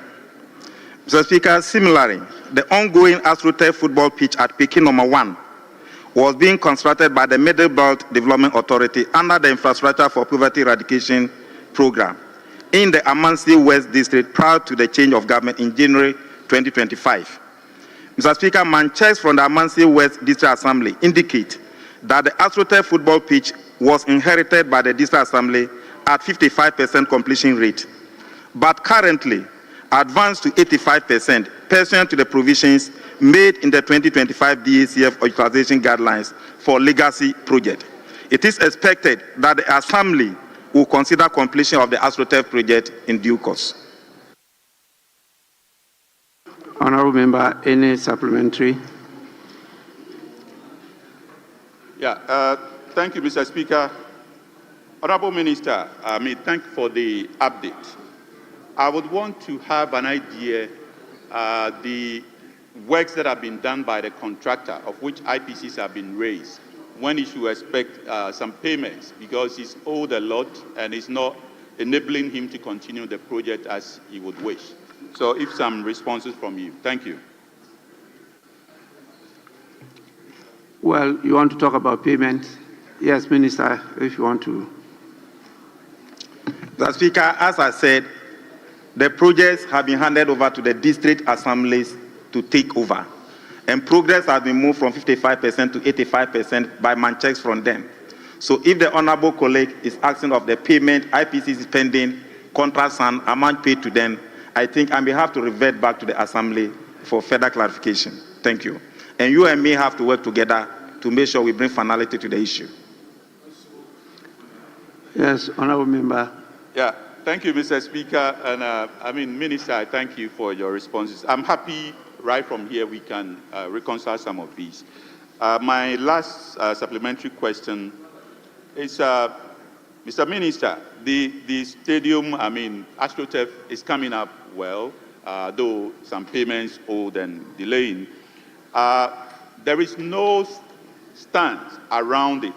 You know, when you see it, nowhere for spectators to sit and all that. Would you consider varying the contract to include at least some stands for spectators? Thank you. Yes, Minister. Mr. Speaker, clearly, all those AstroTurf are going to be community owned, and therefore they must be community supported. That is why we've termed them as legacy projects. When the project is completed, the people will be using it. And that's why the 20% of the DACF money given to them must be spent on those legacy projects. As government, we don't want to abandon any project by our predecessor. And that's why government has given that directive. So clearly, if there's a need for variation to do improvement, myself, your good self, and the DCE at your area must discuss this. Once they write to me for variation to do other things, we'll consider it on merit and proceed accordingly. Thank you, my brother. Yes, honorable members, let's move to the next question. I thought you finished. Mr. Speaker, if you permit me, just a point to make. Yes.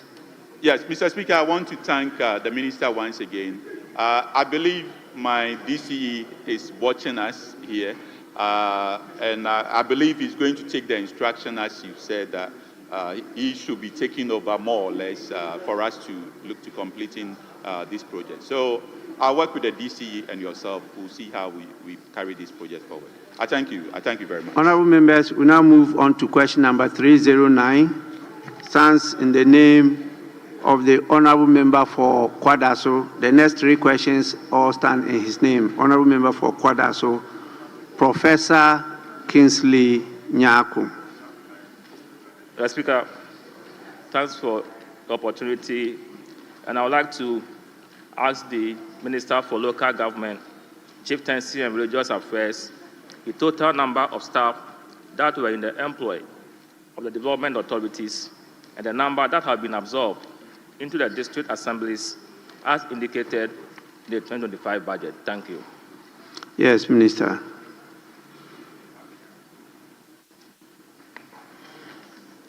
Thank you, Right Honorable Speaker. Mr. Speaker, the total staff strength of the development authorities was 142 as at June 2025. The breakdown is as follows. Coastal Development Authority, 41 officers. Middle Belt Development Authority, 53 officers. And Northern Development Authority, 48 officers. Stationed in Accra, Kumasi, and Tamale, respectively, as well as a satellite offices in Sunyani and Koforidua. Mr. Speaker, considering the process and procedures for integration into the local government service, the ministry has constituted a team to facilitate and liaise with the Office of the Head of Local Government Service to absorb the staff of the development authorities into the service to be stationed at the beneficiary district assemblies to support implementation of the infrastructure for poverty eradication program project accordingly. Thank you, Mr. Speaker. Any supplementary question? Mr. Speaker, I thank the Honorable Minister for the answer provided. However, Mr. Speaker, the second part of my question, I think, was not addressed. I wanted to know the number that has been engaged by these assemblies, but nothing was said to that effect. So I would like to know from him, out of the 142 indicated, have they all been absorbed? Are they working with assemblies? How many are working with assemblies? That's what I want to know.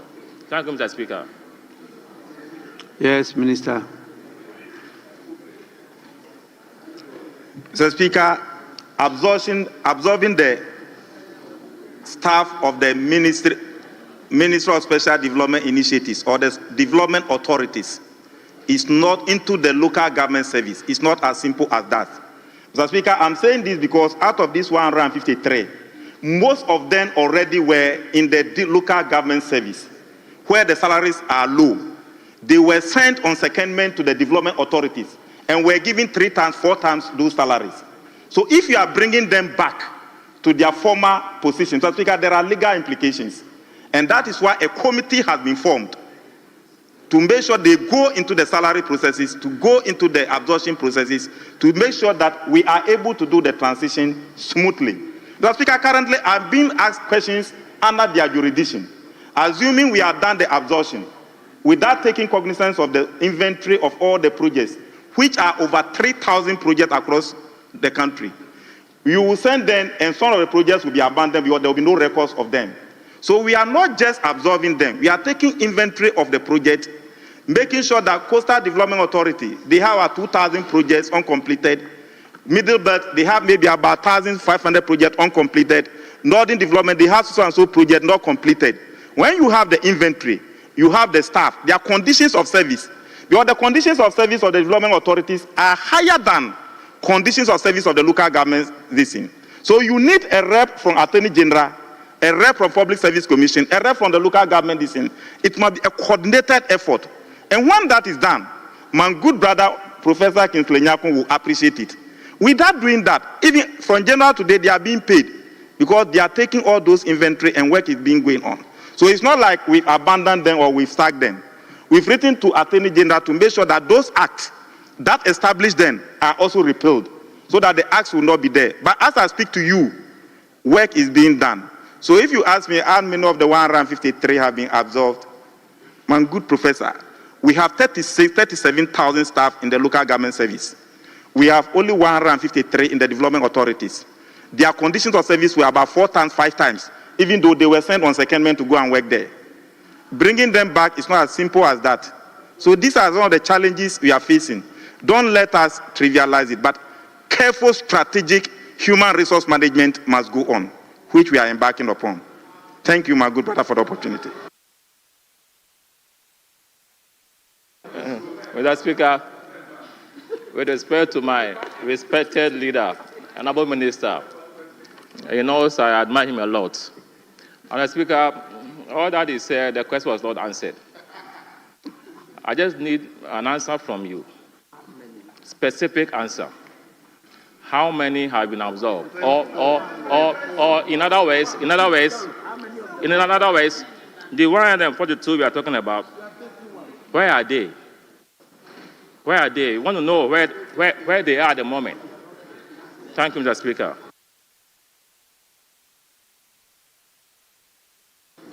Yes, Majority Chief Whip. Speaker, my brother Professor Nyaku knows that we don't have to be argumentative in our questions, especially the supplementary. So you may not like the answer, but that is the answer. So you can rephrase in your subsequent supplementary. You need time to go and do some other business. So leave the commentaries, ask the questions so that we can bring question time to an end. I'm pleading with you. Thank you, Mr. Speaker, I don't think litigating this matter.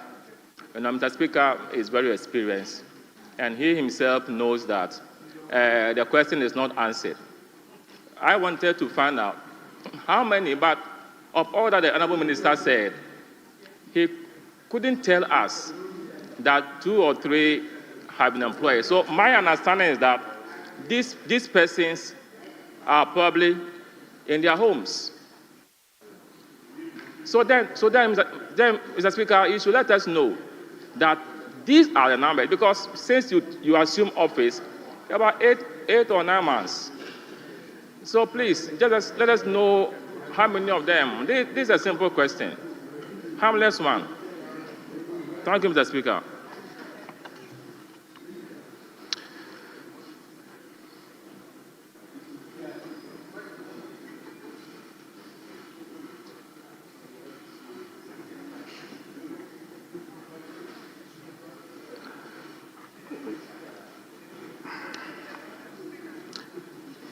You know, the question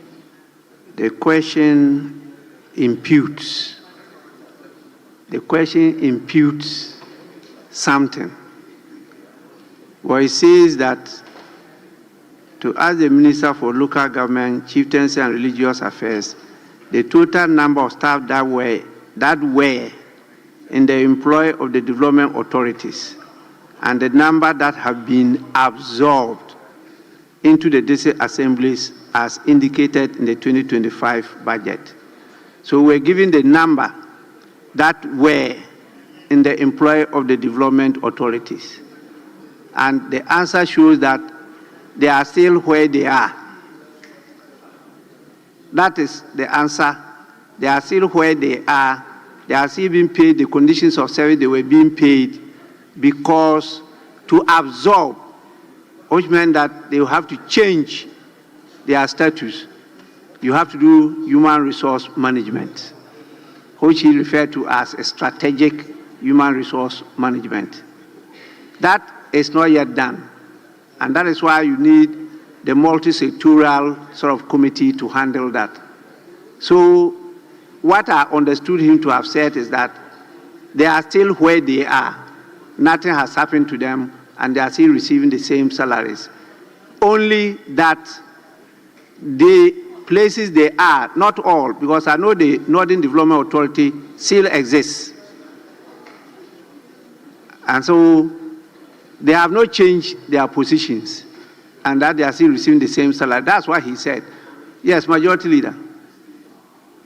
Mr. Speaker, understandably so, because these were offices established by specific statutes.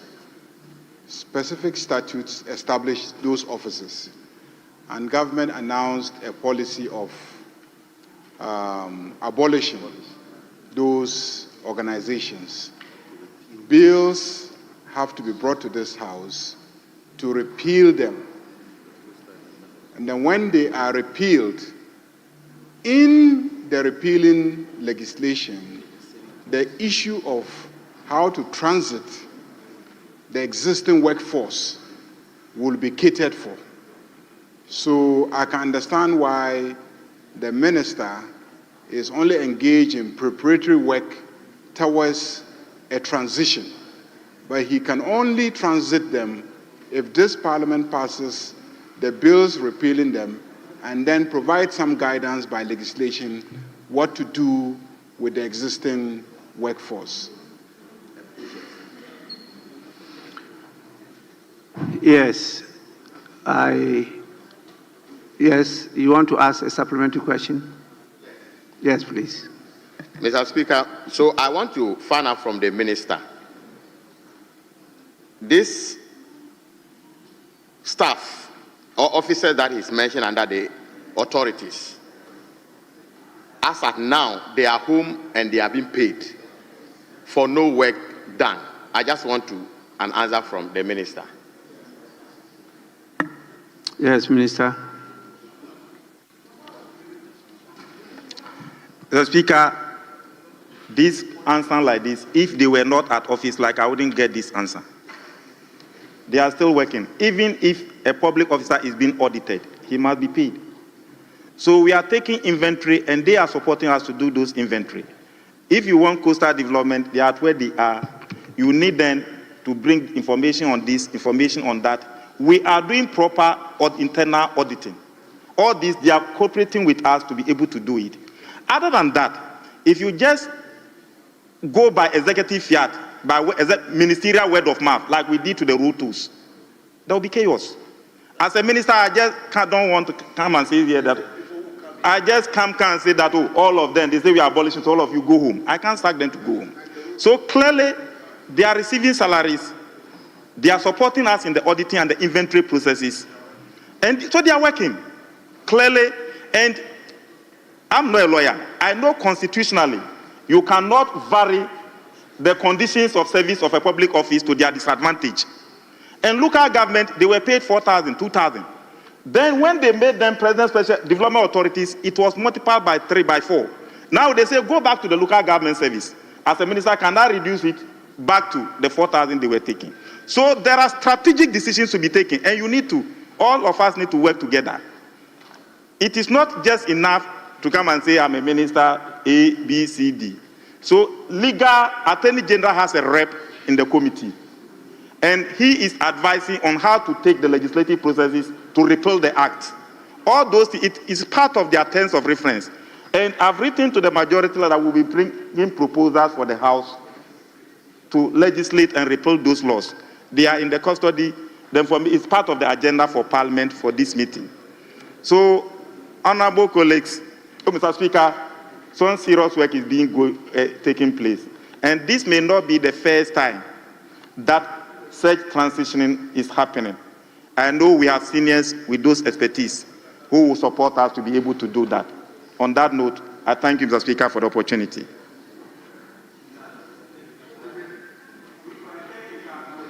Yes. Mr. Speaker, our orders gives everybody here, with the exception of leadership, at least 2 supplementary questions to ask. This is the second one. So I'm not assuming the position of maybe an available leader. Please, Mr. Speaker, I've listened to the minister's answers. We were all in this house when a statement was made that the authorities have all been collapsed and all the works have been transferred to the various MMDCs. We are all aware of that one. So as we speak, there is no assigned work to any authority because all works have been deployed back to the MMDCs. This is the statement that was made. Now, a question was asked, and in answering, you said there is a difficulty in absorbing these people because of the way they've been migrated or their salaries have been increased. So bringing them back, you have a challenge. You made that statement on this floor. Now, but you say you are not a lawyer. Same, I'm not a lawyer. You have also admitted that you cannot vary their.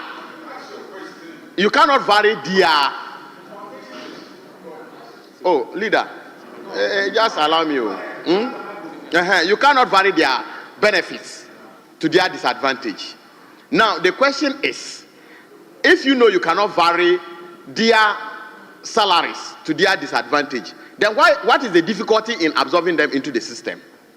That is my question. Because whatever auditing you are going to do, these people are legally employed. They are legally employed. So you cannot sack them. They are legally employed. So what is the difficulty in absorbing them into the system? Thank you.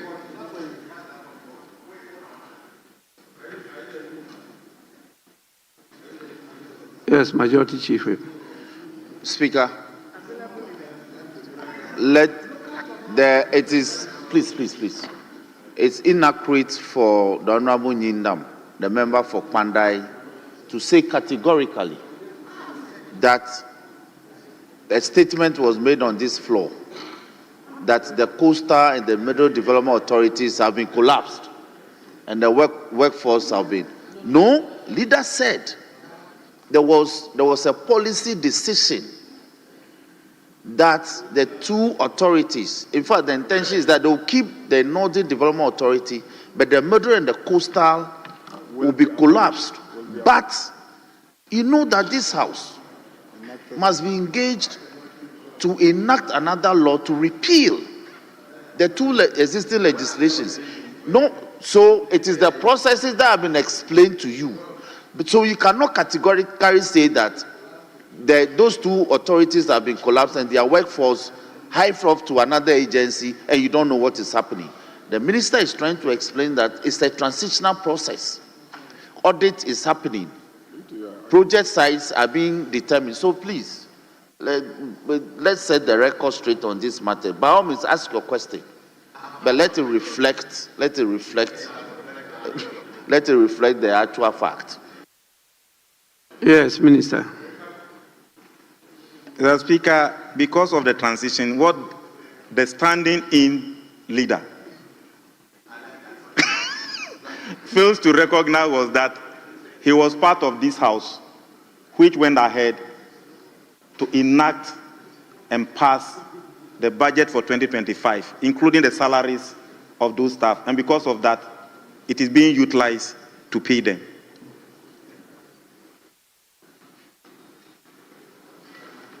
Yes, honorable members, let's move on to the last question. And the last question stands in the name of the same member of parliament from Kodaso. And honorable member, you may ask the question. Yes, Speaker, it's the last but one question. So I'm now going it's to the last but one. Yes, please. So I have two outstanding. So I'm doing three. Oh, you haven't asked the one, you want shrines? Yes, please. Wow. This is a very important question for me. Mr. Speaker, I would like to ask the Minister for Local Government, Chieftaincy and Religious Affairs the total number of shrines in the country and the number of them that are registered. Thank you. Honorable Minister.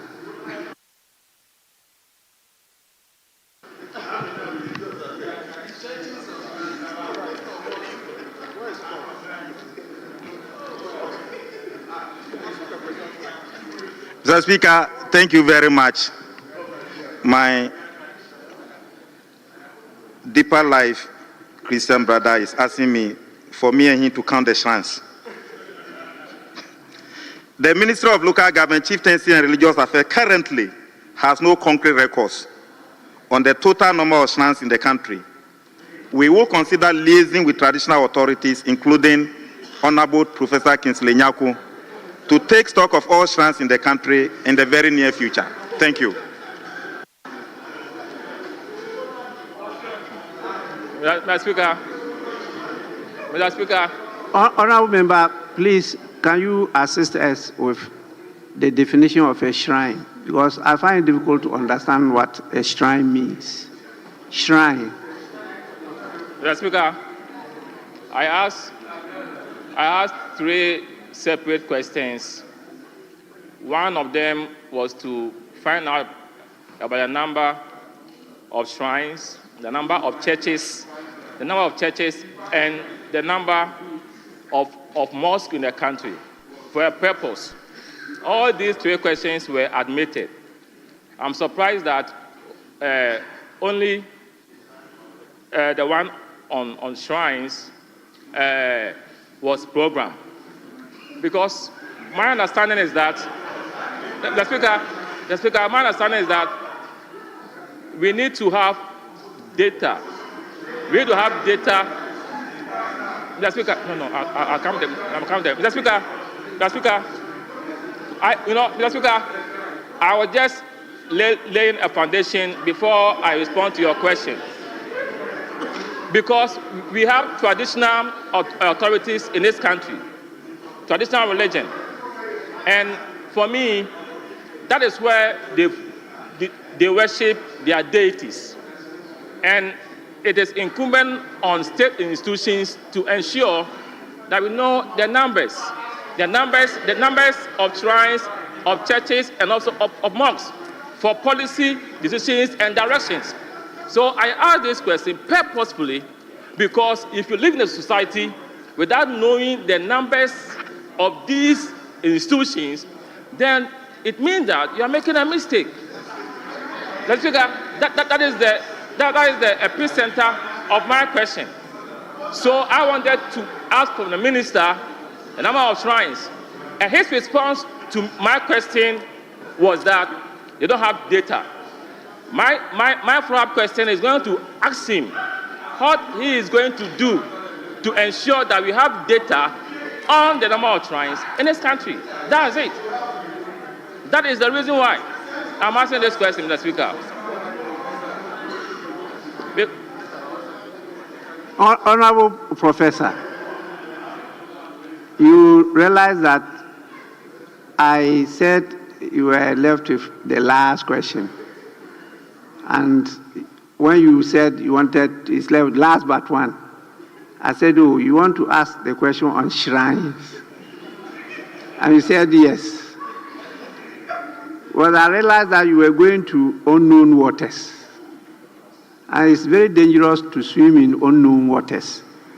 Now you decided to swim in it. And you know you are not part of the culture of worshiping in shrines.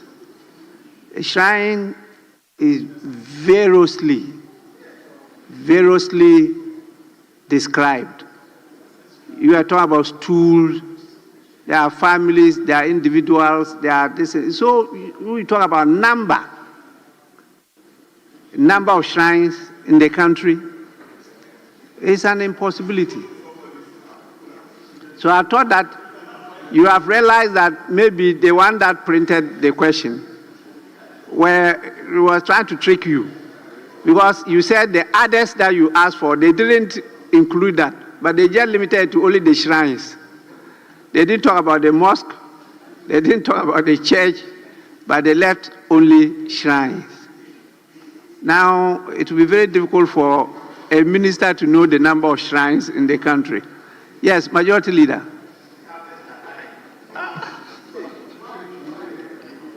Mr. Speaker, I want to ask the minister whether he thinks the MPP is looking for shrines. Whether he thinks the MPP is looking for shrines. Honorable Professor, the Majority Leader is out of order. So, Majority Leader is out of order. He's completely out of order. Mr. Speaker, I hope the leader of the House, who is very, very much respected, is not in any way trivializing the import and impact of this question. I thought deeply before asking that question. It's because he is a minister. Professor Honorable, please, you are also out of order. May we proceed to the next question? and let's discuss the other one outside the plenary session. So please, we move on to question number 311. Honorable members, please. This is not a matter for the House alone. It's a national issue. And so what you said so far is sufficient. Let's move on to the next question and then know how to handle these matters. Sometimes they are very sensitive matters. You don't joke with them. So please, may we move on to the next question.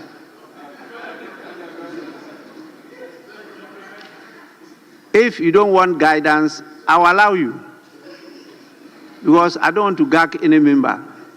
Express your views and you'll be assessed accordingly by Ghanaians. So anybody who wants to continue, I'll allow the person. Yes?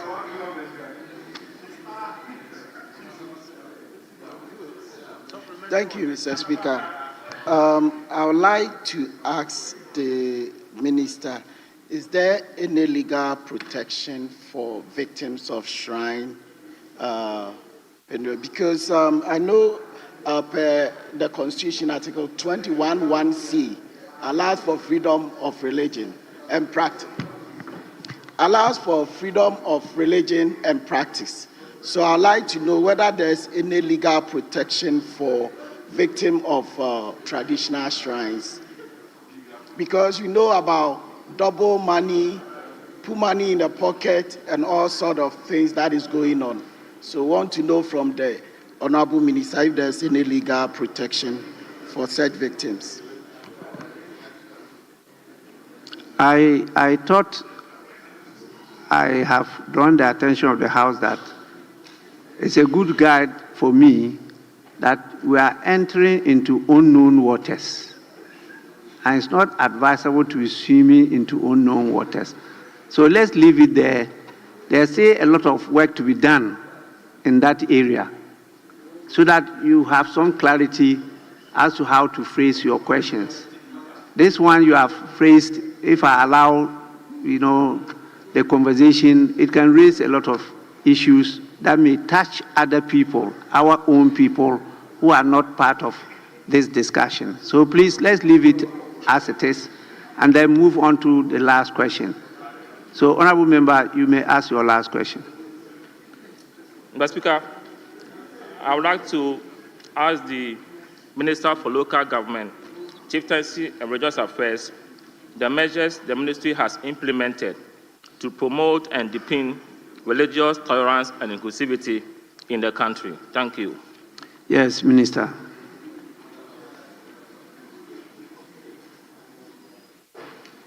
Thank you, Right Honourable Speaker.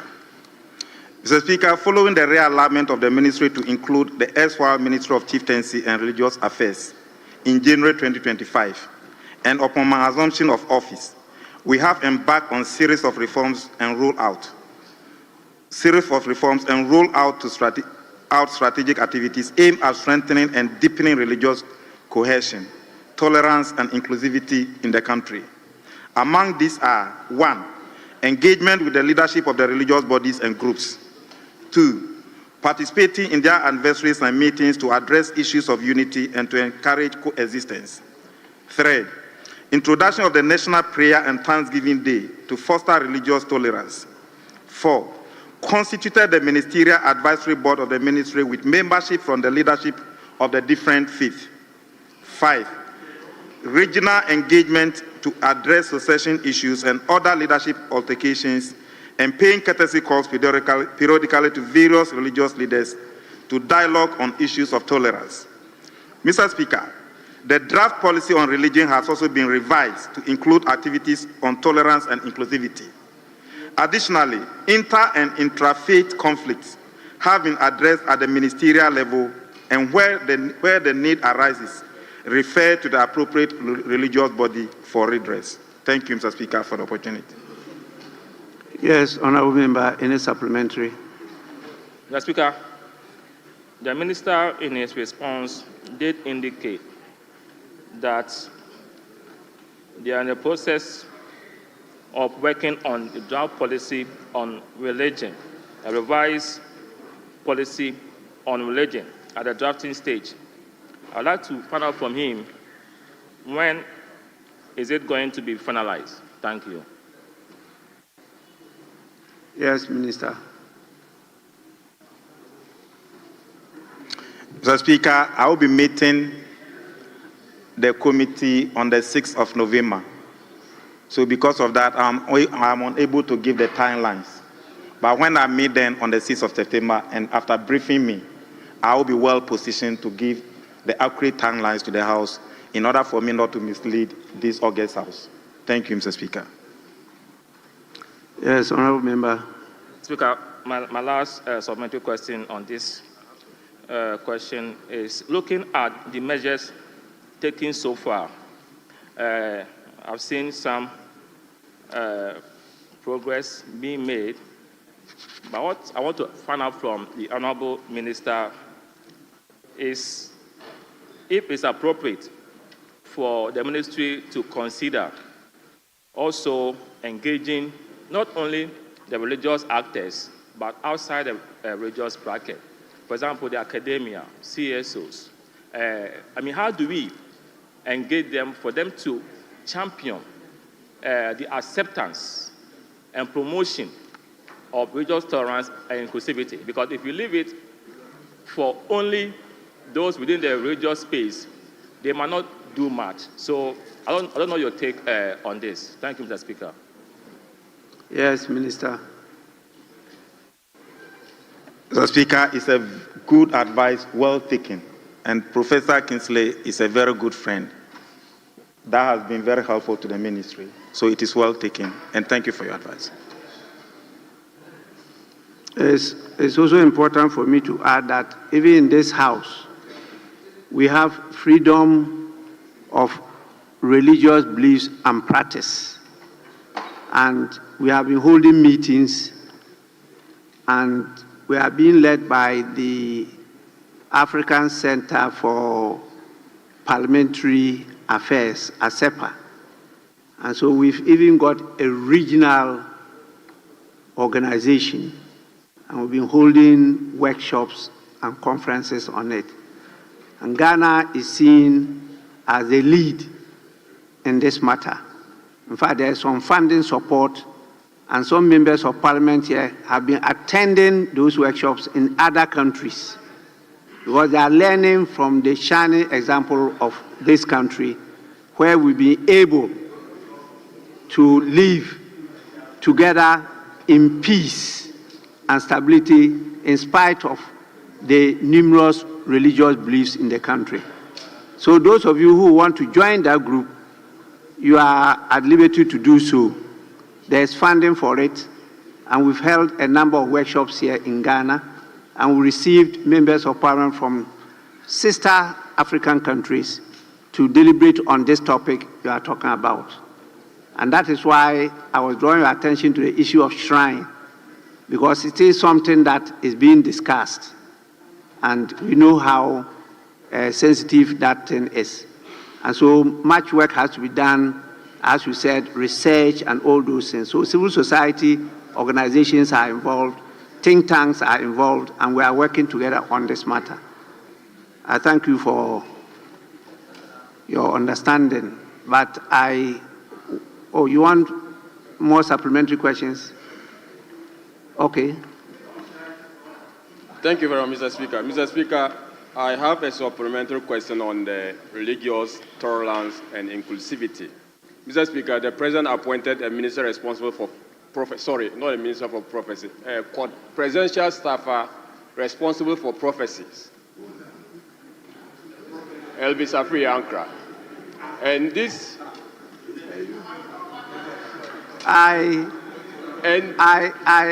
don't know whether you have evidence of the appointment, because I'm not aware, no communication has come from His Excellency the President to this House as official. But if you have, you are at liberty to go on. Yeah, Mr. Speaker, I'm sure the Presidency is still to come up with a list of presidential staffers in accordance with the laws of the country. And then when that comes, we'll be able to position that. But we know presidential staffers have been appointed, and we are also reading in the news that one of those appointed responsible for religious prophecy was, Elvis Afri Ankara. Mr. Speaker, the question I would like to put to the minister is, how do we reconcile? Because I see that move by the president in line of religious tolerance and inclusivity. But how do we align that with that of fake prophecy in a country where a lot of fake prophets are causing fear and panic? What is the fine line the ministry is drawing between this fake prophecy and religious tolerance in the country, Mr. Speaker? This is my question to the minister.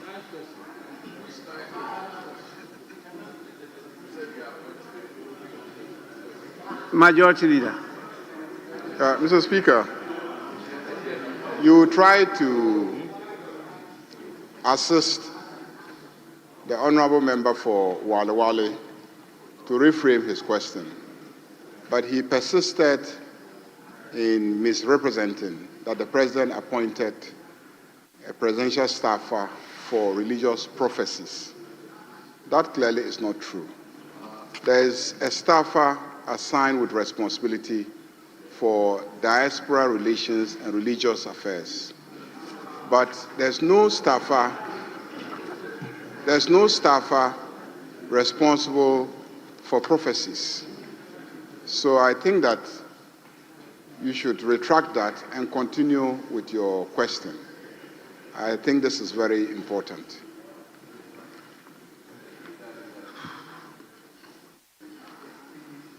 Yes, honorable member. Mr. Speaker, I'm sure what the leader of the House is saying is no different from what I'm saying, because when he reads the full title of that appointment, the full title of that appointment is here. It's Presidential Envoy for Interfaith and Ecumenical Relations to Spiritual Leaders. Mr. Speaker, that was the long title of the appointment. Presidential Envoy for Interfaith and Economical Relations to Spiritual Leaders. Mr. Speaker, simply put, and for the want of a simpler expression, the envoy responsible for, prophecies, and he mentioned that he is to receive all prophecies. And that after some time, he was complaining that the prophecies were now too much, too many for him to collect, Mr. Speaker. This is a matter of public record. So it's not me making this, Mr. Speaker. The person appointed stated that he was receiving too many prophecies, and that the prophecies should stop. They should prophesy about the divorce, not death. And the leader of the House is saying I'm representing a fact, unless, of course, what I'm presenting is not what is out there. Honorable member, what you are referring to is a matter of public discourse, but we're looking at evidence that you can rely on as legal, and that is what you are looking at. You said that if they submitted the list of presidential staffers, I was going to read from that list that somebody has been appointed, and you use a different language. Now you are reading another phraseology, which somebody has just sourced from his mobile phone, different from what you earlier stated. So you see, we cannot depend on just public discourse and ask questions. You should have done some background check to know what the letter of appointment actually stated, and then you base on it to ask your question. Because they are listening to us, Ghanaians are listening, and they are interested in this. But I thought that as a good Christian, I hope so, as a good Muslim, it is in the Holy Quran stated clearly as to what is happening is about. It's there. It's in the Holy Quran, and it's also in the Holy Bible about prophecies. and that the time will come and you are going to have so many of them. I don't know whether it's Surah 105 or not. The speaker shall not be misled. Yes, so, honorable members, let's leave it at that. I think the person who asked the question is satisfied, and I can't even see him in the house again. So please, it's been a very long day, and I've been presiding for more than 4 hours now. I don't think it's healthy for me. So, with your indulgence, we may try and put finishing touches by some concluding information before we adjourn the sitting. Yes, leadership.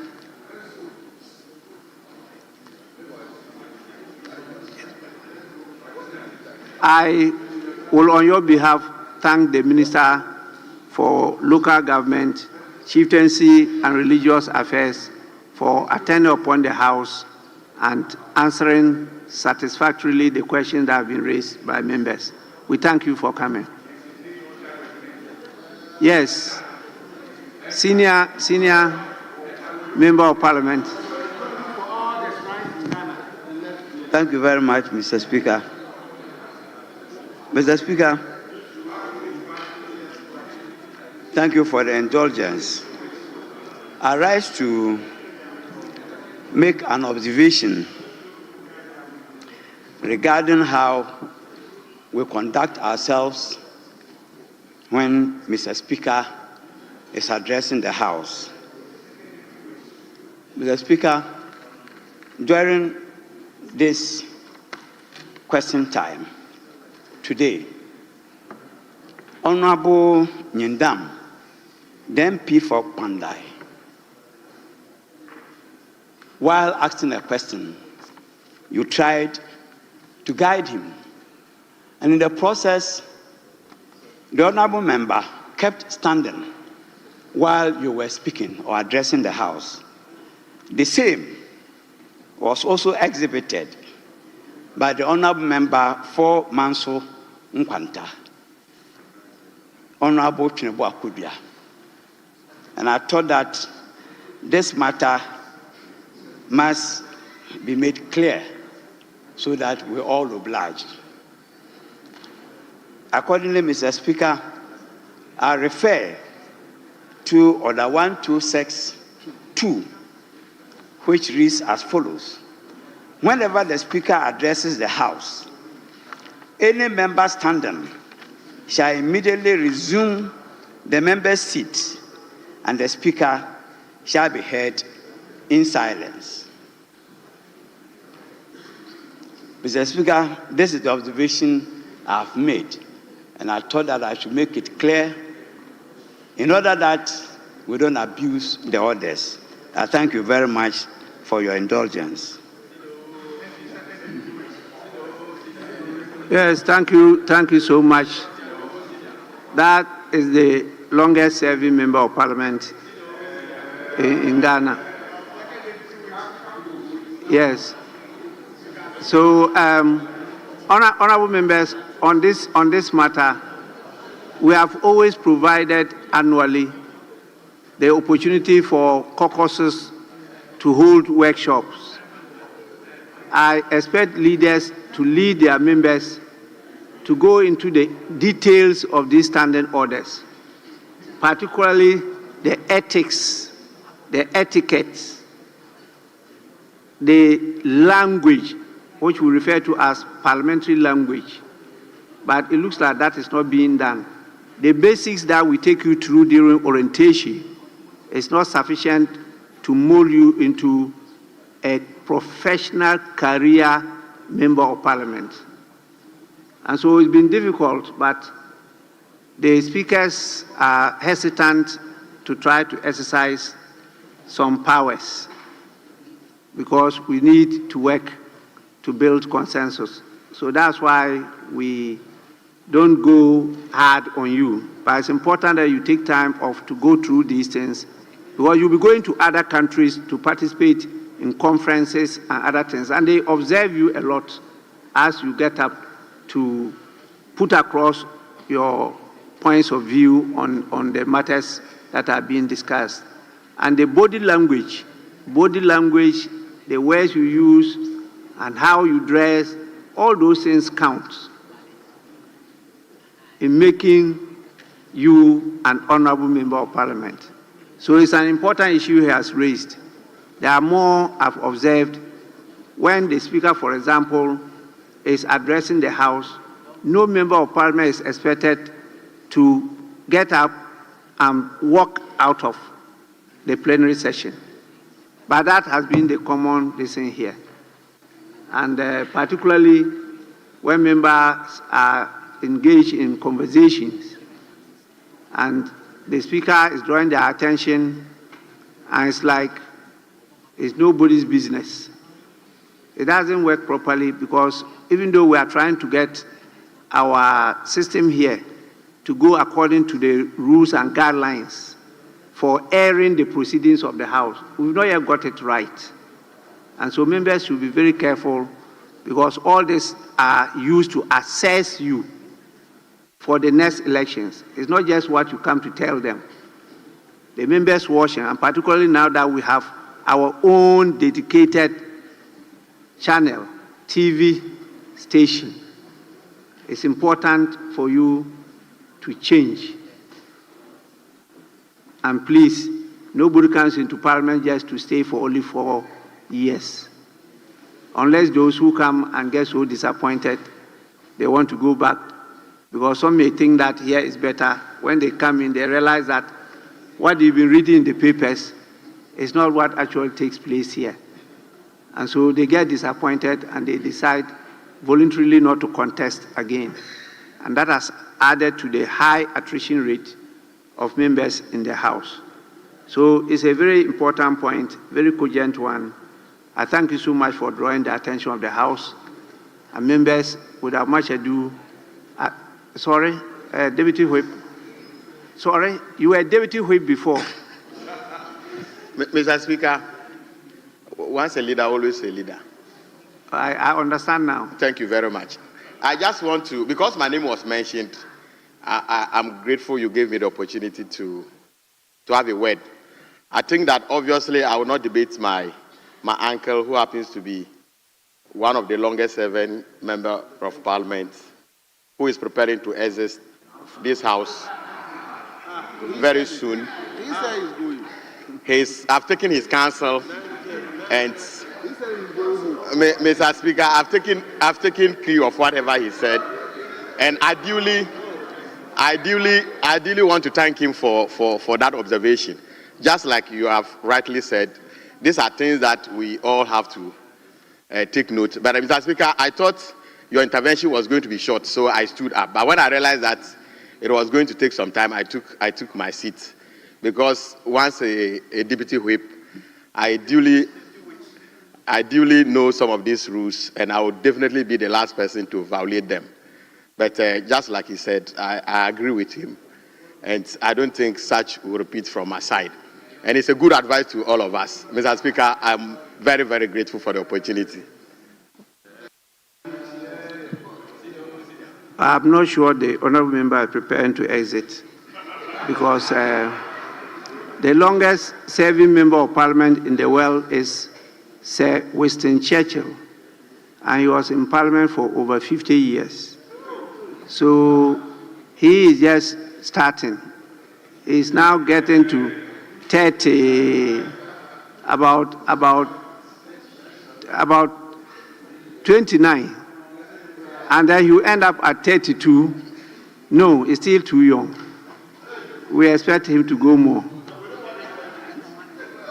Yes, so, and you know that in the United Kingdom, if you ask for the best prime minister, they will cite Sir Winston Churchill. Yes, so please, let's encourage members to be career members of Parliament, professionals, that we can all be motivated to work even better than what they've done, to be guided by whatever they do. Don't discourage people from staying long in the house. That's not correct. With this, I will proceed to adjourn the House.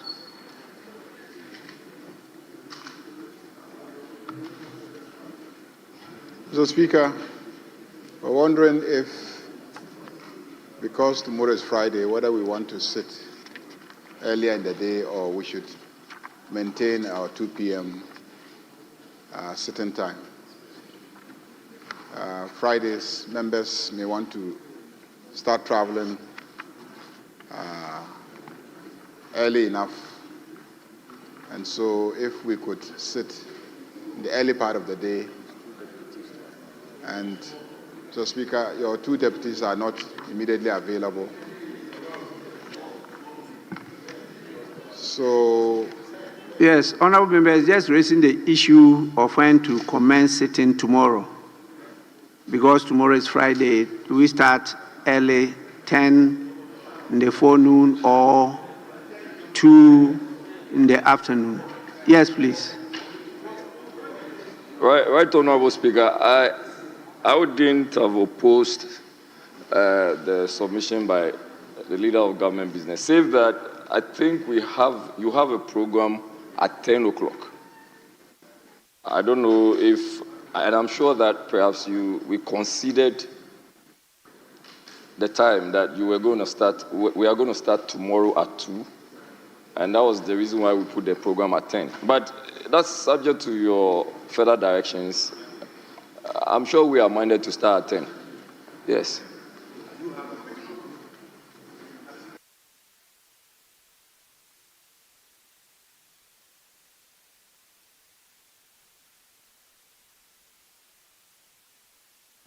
Yes, honorable members, my attention is being drawn to a very important meeting with our partners from the Interparliamentary Union tomorrow morning. And myself and leadership are expected to be part of it. My 2 deputies are not available, and both of them are on assignment. And so if I have to be part of this meeting, the only option is for us to start in the afternoon. Yes, so I'll proceed to adjourn the House to tomorrow, Friday. Sorry. Any other thing? To tomorrow, Friday at 2 in the afternoon. The House is accordingly adjourned.